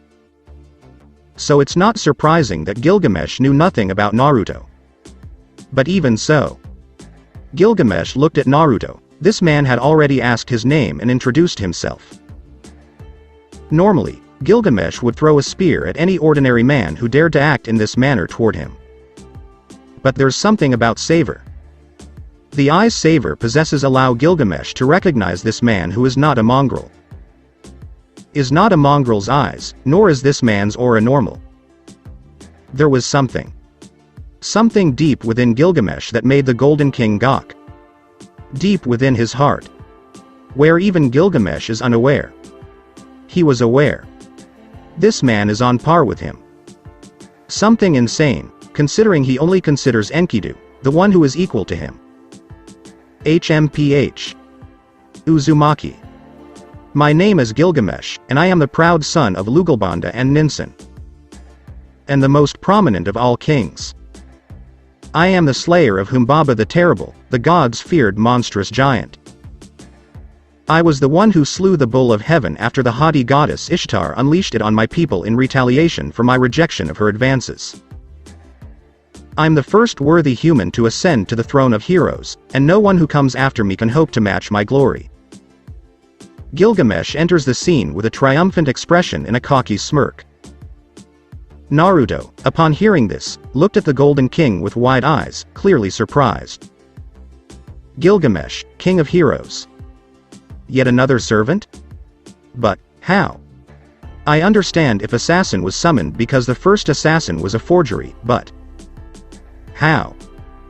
Naruto maintains an outwardly calm expression, but his mind is working hard to work out and discover the outcome. He may not be as intelligent as Shikamaru, but he is still intelligent. This thing is insane. Simply. Justice? Or Justice never mentions it. How could there be another servant besides him? Could it be that Angra Mainyu discovered Justice's act and chose a champion to fight him? And if that's the case, it was Gilgamesh, the King of Heroes. The most valuable hero. The first hero. A worthy adversary. The best in the world. Permit me to quote Monakaheim. Interesting. Naruto smiled inwardly as he thought. I see. It gives me great pleasure to meet you, King of Heroes. Naruto said with a bow. I see you recognize your superior, Gilgamesh smirked as Naruto bowed to him. HMPH. Perhaps there is still hope for you. He replied. Naruto raises his head to see Gilgamesh again and gives him a smirk. Don't raise your hope yet. While you are superior to the current me, King of Heroes. But you're not better than the real me. Gilgamesh's pupils constricted at that statement. If he was offended, he showed no sign other than a furrowed brow. Are you saying you dare to grace me with only a shadow of yourself? He asked in a calm tone, but there was a hint of threat in his words. Right now, right now. No offense, King of Heroes, but I didn't expect to meet the King of Uruk when I came here, Naruto snorted. I'm here to confirm something with Kotomine Kirei, so please excuse me if I offend you. Naruto stated, but there is amusement in his voice despite his words, which appear apologetic. I see. That was a good reason. However, what makes you think even your true self will be my equal? Gilgamesh remarked. Many claim to be my equal, but many of them were only a mongrel pretender. And only a few of them I respect, but none of them can stand up to me. None of them can compare to me. While I admit, you did prove to be a very entertaining and interesting subject, he boasted arrogantly. But to think you're better than me? Warrior, you walk on thin ice. Gilgamesh warned him with his eyes narrowed. This man clearly has a pride problem. Please remind someone else. Naruto reflected on Sasuke's boasting about Uchiha. Believe me, as a fellow leader and king, I know how you feel, King of Heroes. But surely you recognize mine? In my past, I was the greatest, the strongest, the one who made the impossible possible. Naruto furrowed his brow. So I'm not going to let anyone look down on me, not even the greatest king. Not until they prove themselves to me, because I have both my damn pride and the greatest. Naruto stated simply, crossing his arm across his chest. Gilgamesh's pupils constricted even more. This man dares to speak like him in that manner? What arrogance! He reigns supreme. Nobody speaks to him like that and survives. Save for Saber because she appears more appealing when rebellious. Gilgamesh considered throwing Ga-e-Bold to Naruto right now. However, there is something that causes Gilgamesh to pause. It was Naruto's eyes, the steel and ice on his fellow blonde's sapphire blue eyes reminding him of someone else. Someone he regards as equal in life. No matter how many times he insults him during a fight, he still looks at him with steel eyes that refuse to go away. Enkidu. Gilgamesh grumbled. He can't help but feel the familiar aura and eyes that crawl to his heart as he stares at Naruto. Even if he recognizes him, he will not accept this man so easily. Although Alexander was a great king, Gilgamesh refused to accept him as a friend. Nonetheless, he will give this man a chance to prove himself. You've got guts, Uzumaki. Naruto smiled as Gilgamesh commented. Of course not. I punched Goddess in the face. He stated proudly, and Gilgamesh laughed. Interesting. Intriguing indeed. Introduction aside, what is your real reason for coming here? Gilgamesh asked. Naruto's serious, the shadow.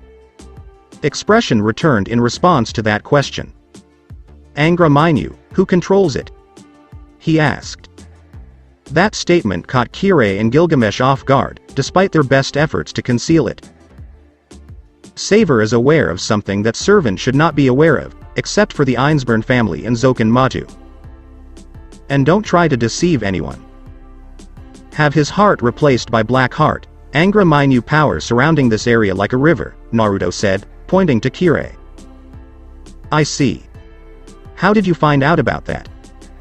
Gilgamesh inquired, his voice curious. The Grail herself summons me to put an end to it. Naruto responded firmly, much to Kirei and Gilgamesh's surprise. I won't go into specifics. However, during the Fourth War, when Angra Mainyu escaped through the mud, the Grail became pure, albeit for a brief moment. Then she comes to me and asks for my assistance in destroying the Grail. He completed. She? Gilgamesh and Kirei were perplexed, but they saved their thoughts for later. They exchanged glances, and Gilgamesh noticed a serious look in Kirei's eyes.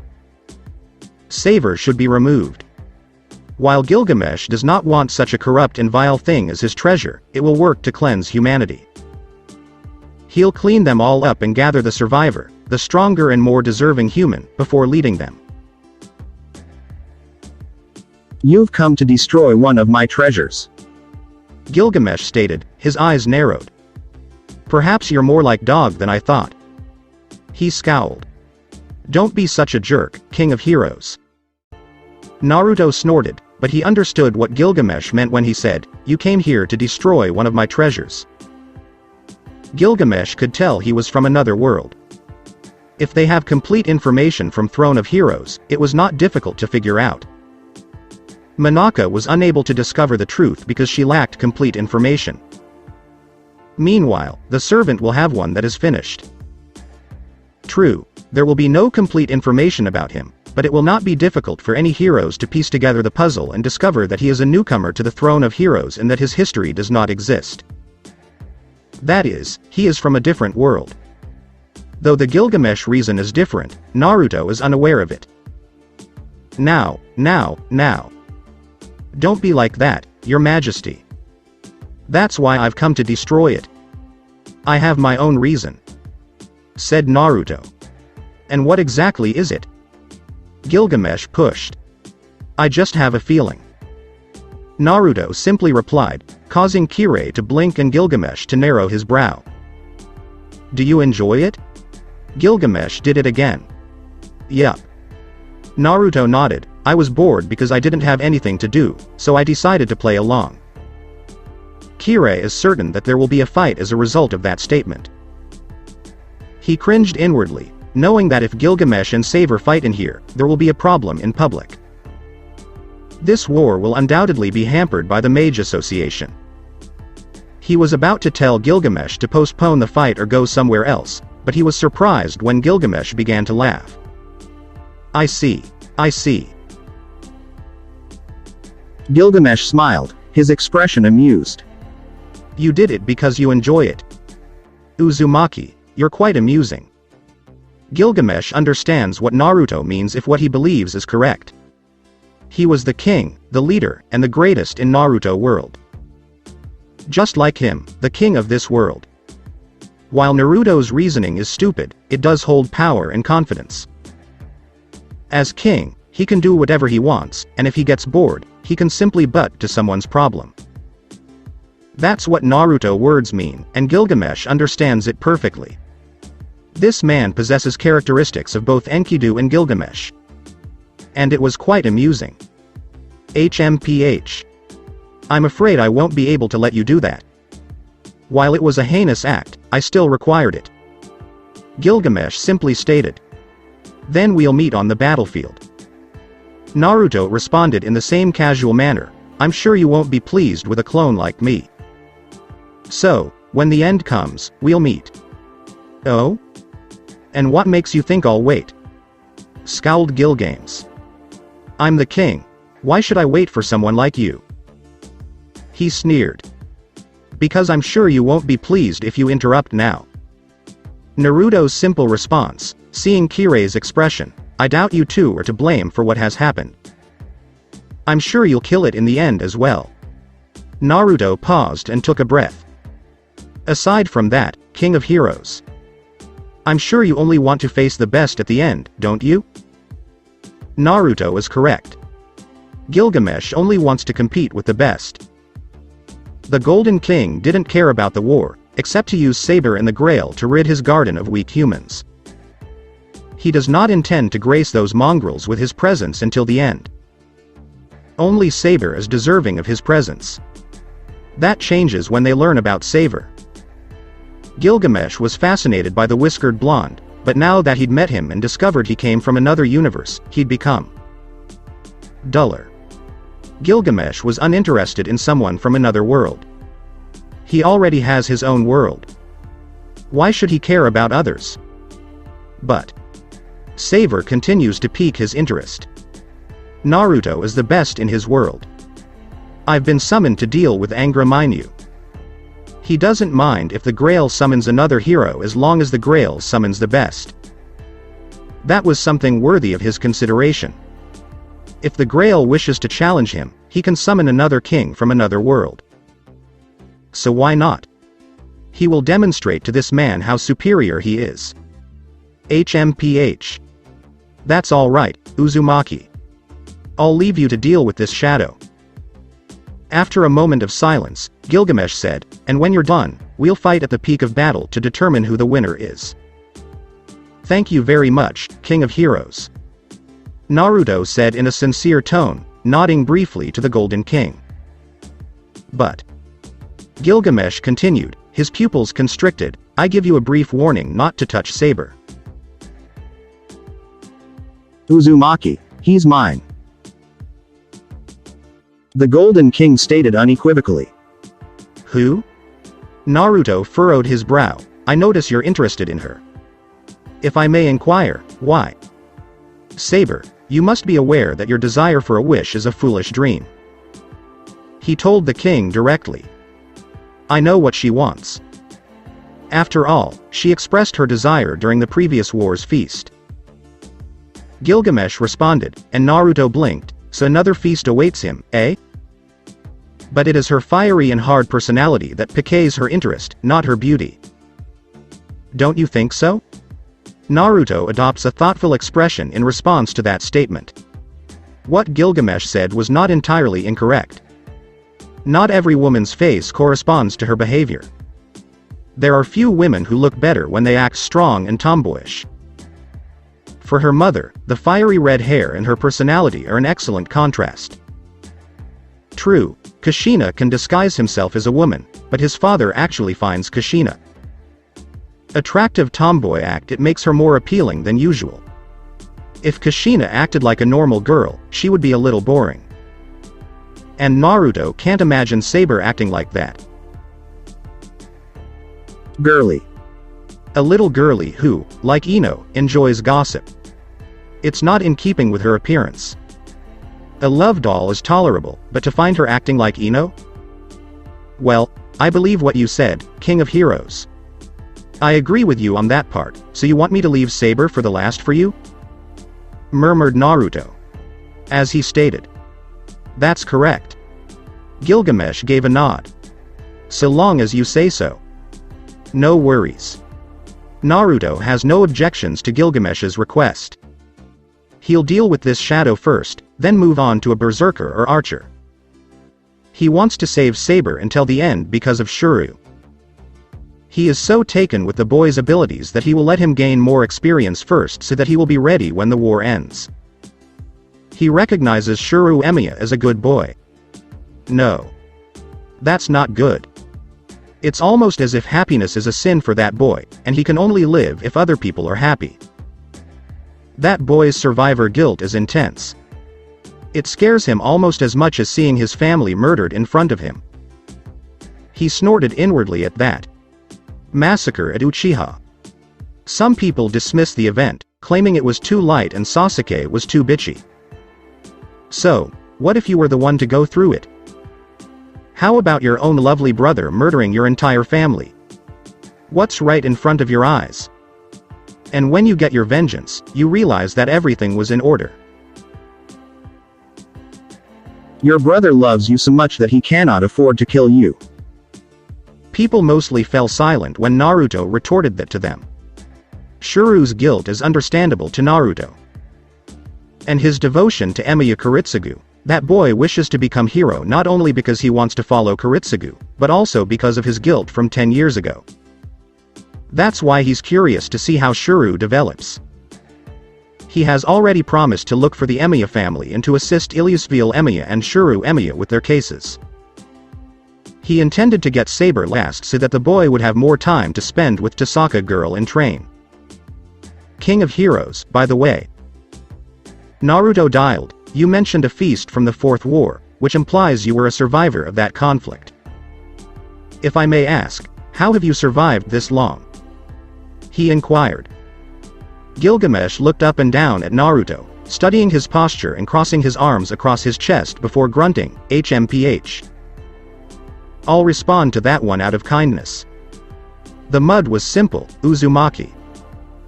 The Angra Mainyu is linked to the Grail, allowing it to use third magic. At first, it tries to corrupt me, but that corruption is nothing I can't handle.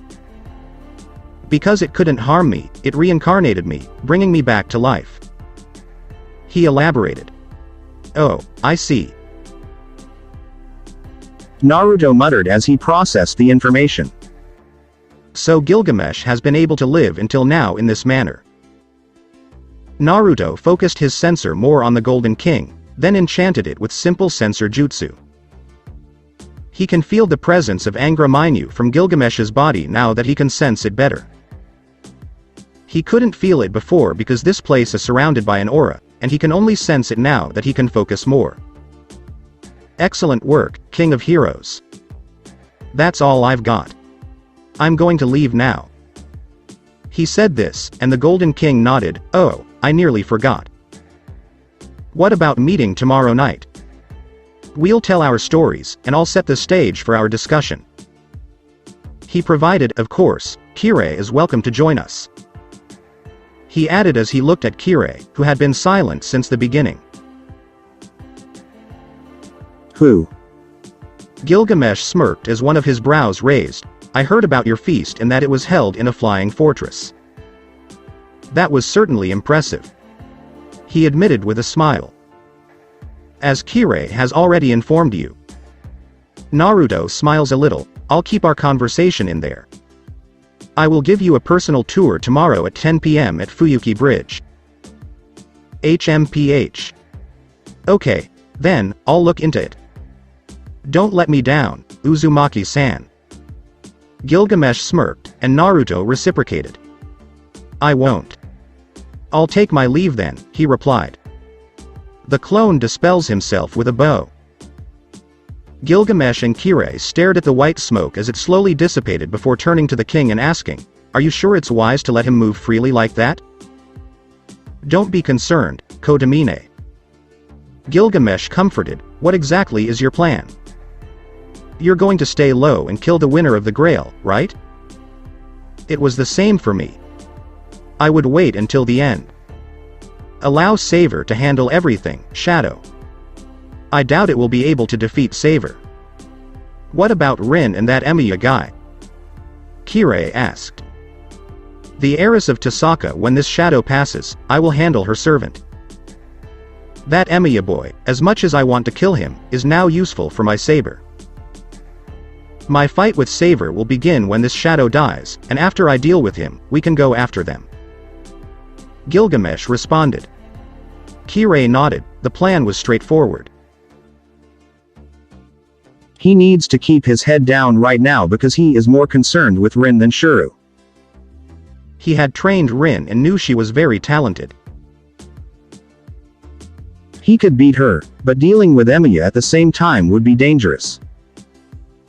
He is confident, however, that he will be able to handle them when the Greater Grail manifests itself. Nothing to worry about, though he should hide now because Naruto is likely to inform Rin of his current situation. Uzumaki will not reveal your status to them until the shadow has passed. According to Gilgamesh. May I inquire as to why? Kirei raised an eyebrow, wondering why Saver wouldn't tell Rin now. Because he requires you. With a smirk, Gilgamesh said, I see it, he also invites you to a feast tomorrow, but I'm not sure why. So you don't need to be concerned for the time being. Simply plan your attack for when the battle with Shadow is over. Though Gilgamesh was unaware of Naruto's reasoning, he was correct. Right now, Naruto requires Kirei, and Rin will undoubtedly confront Kirei about the Shadow. And if Rin knew Kirei was a traitor, the Tasaka heiress would inform the Mage Association. That was a no-go for Naruto. Naruto isn't getting much attention right now. Kirei handles that part quite well, which is why Naruto requires him. Naruto requires Kirei to handle Mage Association for the time being. If mages from there come here, the Grail and Naruto's existence are jeopardized. Naruto can't have that right now. He requires more time. This war will end in his own way. If you say so. Kirei muttered as he began to revise his strategy. That was fine. If Rin wasn't after him right now, there was nothing to worry about. By the way, do you know why Saver exists? Naruto Uzumaki is a name I've never heard of. And, if his claim is truly historic, he should be remembered. He inquired, perplexed. HMPH. Gilgamesh grumbled, while I don't have any proof that he lied or not, I can assure you that he did not. Don't bother looking into him, Kotomine. You won't find anything. As he stated. Why? Kirei can't help but inquire again. Because he lives in a story. Gilgamesh's straightforward response caused the priest to blink. What exactly does Gilgamesh mean? As he waits for the king to elaborate, the Golden King appears unwilling to do so. When he realizes the king will not respond any longer, he shifts the subject so he can think about it later. Should I come tomorrow? He asks. He inquired. You are welcome to come. He does, after all, invite you. Gilgamesh simply stated this before turning around. I'll go back to my room, do whatever you want, but stay away from Uzumaki Way until I deal with him. He said this as he walked away from the priest. If you insist. In the meantime, at Einsburn Forest. The girl and the black giant flee the castle. It's a perplexing escape. She has fled her castle, which was built to provide her with the best defense for the forest. But it doesn't matter. She can feel it. She can sense it. The moment the enemies enter the forest, danger approaches. Ilyasville von Einsburn, lesser of Grail, can sense what is coming for her. Berserker himself is the second giant of Berserk. The giant is the personification of destruction, having lost his sanity in only obeying the girl. Heracles is by far the greatest Greek hero, the mortal who became god and stood by Zeus' side.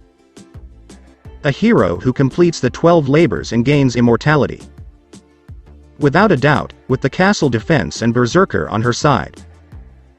Ilya almost had nothing to be afraid of. Saving for the saver. However, now. Even the destruction giant advised his master to flee. Even the insane giant can tell that he cannot defeat the approaching enemy. And that's exactly what Ilya needs to run. The thing that has approached her is not ordinary. She knows the thing that has come for her is not something she and Berserker can handle on their own. So she took off. She fled to the forest. She knew that if that thing approached Berserker, the servant of madness would no longer be her servant. As they travel through the forest, the giant carries her on his back. They can feel someone approaching them as they run. The enemies, however, are not the ones she sensed. This time it was a regular one. Who, aren't you wise? You realize you can't win and flee. Ilya and Berserker came to a halt when they saw Zoken Matu appear, with an assassin wearing a white skull mask standing by his side. Zoken Matu. So the person who has not been chosen by the Holy Grail is acting as a master. Ilya spat at him while looking at Assassin. This assassin is not like the one she met at the 5th Holy Grail feast. This one is genuine. Why is she not surprised in some way?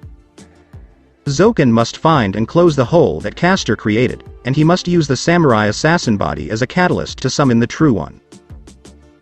Ilya descended from Berserker and confronted the founder of the Makiri family, her red eyes sharp and fearless. Ha! The masters are not chosen by the Holy Grail. It's only a vessel. Are you poisoned by the church's claims that it has a mind and consecrates? Zoken chuckled as he snorted. The girl did not respond and instead gave him a cold stare. She understood what he meant because her father had also cheated by summoning Berserker 2 months before the Grail War began. The Holy Grail is simply a vessel to be filled. Masters are not chosen, but are prepared as part of the ritual. And the servant is merely a tool for opening the gate or path to the root. Ha! Zoken, aren't you the one who poisoned by delusion? Ilya scoffed in response, the Holy Grail, which becomes the container, lacks will, whereas the Great Grail, which chooses the master, does. Because the prototype is here, in this land, you attempted to fill the Holy Grail by summoning heroic spirit. Well, I'm sure the Makiri blood declined because you, the person in question, forgot about such a thing, she shrugged. She stated in a cold tone. But the old man only laughed at her scornful response, unconcerned about the insult. There's no need to be concerned. Makiri's decline will come to an end now. The situation is nearing completion. The plan had been for me to participate in the next ritual, but I was blessed with good game pieces. My heartfelt wish is about to come true. Zoken responded nonchalantly. I see. Then do whatever you want. I'm not attracted to you. I don't like being surrounded by vessels, but you're going to fail anyway. I'm not going to bother you, so why don't you return to the pit where you belong? Ilya told him in a mockingly pitying tone. You are not required to inform me of this.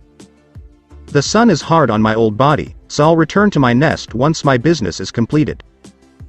Zoken stated, but I get a little uneasy when things go too smoothly.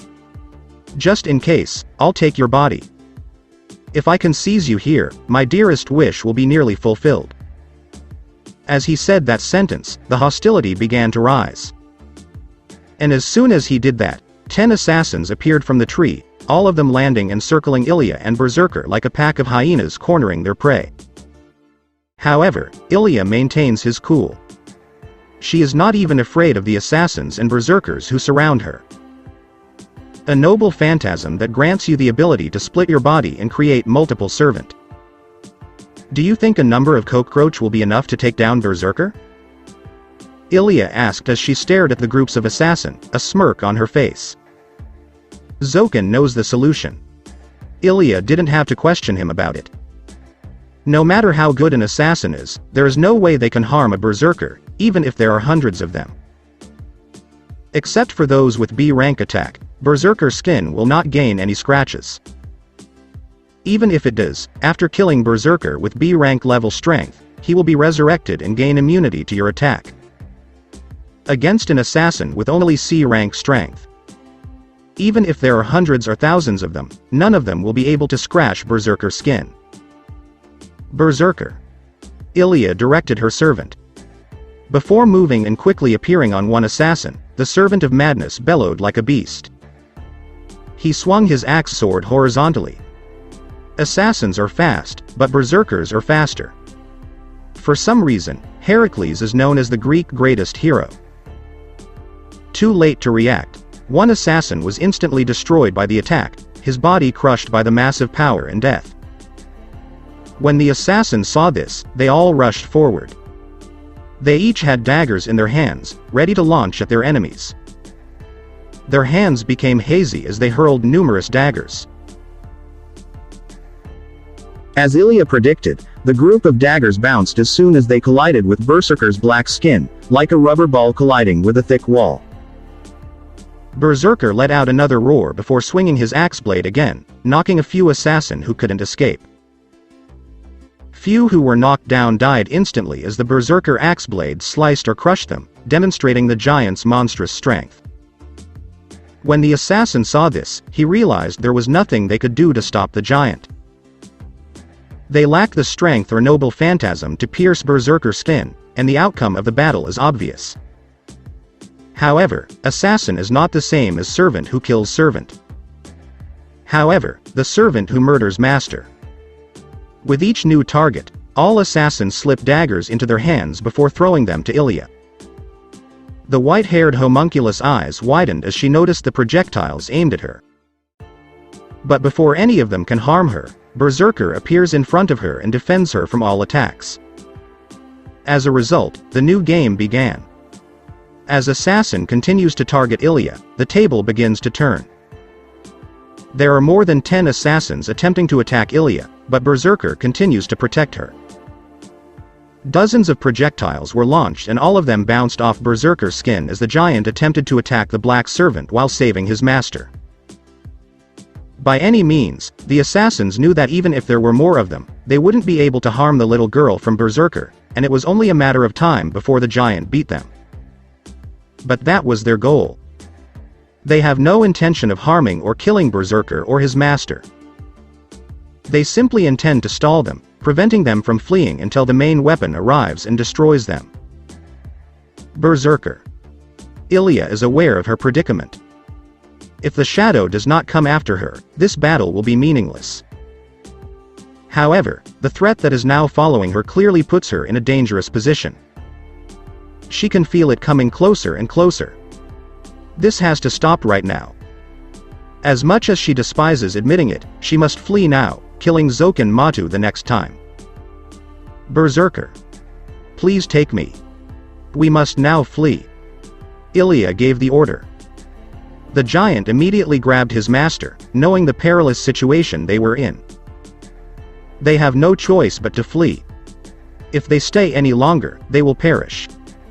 Who? Trying to get away, eh? Useless. Chuckled Zoken. While true berserkers and Ilya can flee from assassin. But Ilya's position is now more open because she was carried by the giant. Assassins make quick use of this opportunity, launching attacks on the giant. Berserker roared in an attempt to defend his master while fleeing. But there are too many assassins, and they are also very good at projectiles.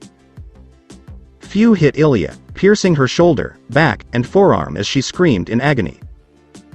I'm all right. Berserker, keep running. Ilya was aware of the possibility of fleeing. The daggers are hurting her, almost like bullets, and tearing her apart. But she is willing to take it as long as they can get away now, as their situation is clearly dire. Berserker growled as he heard his master's command and scream of pain. He increases his speed so they can flee their attacker. He can tell he is faster than them even if they are assassins. He knows they'll get away from them soon. That feeling washed away when Berserker sensed another threat. And this time it's coming from the front. Ilya can sense another presence waiting for them. A trap? He's already assigned someone to protect the existence. Who's there? Ilya considered this with caution. The answer comes as they notice a figure standing not far from them. Berserker came to a halt as he skidded his foot to the ground, his gaze fixed on the figure in front of him. Ilya, upon seeing the figure, narrowed her eyes before widening in surprise as she recognized who was standing in front of her. Yeah, you are. Ilya stumbled. This is bad. The situation has deteriorated. The figure only gives a bloodthirsty sharp grin, his crimson eyes appearing darker than usual as he stares at them. Yo. Oju-chan, are you going somewhere? Einsburn Forest 15 minutes later. Saber, Shuru, Rin, and Archer dashed through the forest as fast as their legs could carry them. While Rin and Shuru's speed cannot compete with Saber or Archer, they are fast enough because they strengthen their legs to move faster than normal. Shuru may have a minor issue, but he manages to keep himself very well despite the fact that their situation is demanding. They are fleeing because, not long after they arrive, they hear explosion sounds. That indicates a fight in Einsburn Forest, which means Berserker is fighting someone. They were well aware that, aside from Saber, no servant could defeat him. Berserker is the second strongest servant after Saber in terms of strength, and his noble phantasm skin makes him even more dangerous, as all servant are aware. If Berserker is attacked, it is either Saber or Caster. If it's Saber, they'll have to fast. Last night, Archer and Saber witnessed Saber's strength, and if Saber has 10 or more attacks like that, Berserker will finish. If it's Caster, it means Caster has already assembled an army or alliance to take down the giant. Both of them are bad because losing Berserker now means they will be targeted soon. Berserker power is another factor motivating them to save right now. However, they currently wish it was one of those two rather than the reality. They detect a familiar evil presence as they enter Einsburn Forest. The presence of shadows. Archer was well aware of the terror shadow can bring. Even Berserker will be no match for it if Shadow gets a hold of him. Then this war will no longer be about Servant. Of course, he did not say it aloud, but he did issue a proper warning, and Saber backed him up because the presence of the Shadow clearly frightens all Servant. Boom. Boom. Damn. We're hoping we're not too late. Rin growled as she pushed her legs forward. Shuru, on the other hand, didn't bother to respond and instead increased his speed. He may have only spent a short time with Ilya, but he already senses a bond between them. He already has feelings for her. It's as if something connects them both. He has already failed to save his classmates from the boundary field. And he will be damned if he allows Ilya to be hurt. Ilya, wait for me. Shuru reflected as he continued to run. We're done. Saber yelled. Ilya. Archer thought, gritting his teeth. The future Emiya Shuru adores Ilya, and one of his greatest regrets is that he did not save Ilya from death. While this Ilya is not his Ilya, he will still save her if he can. Archer focused his sight by strengthening his eyes. He searches the tree for Ilya and does his best to find her. When he finally caught Ilya, his eyes widened. Quickly, a bow appeared on his arm, followed by a swarm of swords behind him, and he skidded. Archer? Rin called out as she, Shuru, and Saber, who were still running, saw Archer come to a halt. Don't stop. Archer gave them a stern bark. The three people resumed their speed as they ran, but Shuru looked over to him for a moment and his eyes widened as he caught Archer muttering something, which he was unable to catch but felt he knew what it was. Continue to trace. Archer muttered as light appeared on his hands, followed by the appearance of a sword. He grabs it before kneeling and assuming shoot posture. Full trace. Continued fire. He murmured as the swords behind him charged at the target he could see. As the numerous projectiles launched behind him, he drew his sword from his bowstring, prana flowed around him, and his eyes sharpened. I am the bone of my sword. The dark silver sword turned pure red as reinforcement flowed through it. Grunting. Swoosh. Ilya ran as hard as she could. Berserker is a failure. But not before hurling her as far as he can so she can escape. She still can't believe there is another servant who can compete in strength with Berserker besides Saber. She never imagined that he could compete in power with Berserker. It was ridiculous. She breathed heavily as she ran, the wound she had received being quite deep. In fact, she is dangerous, but she cannot afford to stop. If she stops, the sacrifice of the Berserker will be in vain. She can't be apprehended here. Not right now. You've already caught me? You're a fast runner, Oju-chan. Ilya gasped as she turned to see the one who was fighting with Berserker behind her. 3 assassins are standing behind him. It's quite impressive to run this far in such a short period of time, especially since you're not servant. The figure remarked before shrugging, but, you know you still can't outrun us, right? Now be a good girl and come with us, he said maliciously. As he extended his hand, he said. Ilya did not respond, instead glaring at them and taking a step back. Seeing this, the man sighed. Oh well, I'm sure you know the answer. You can hit her, boys.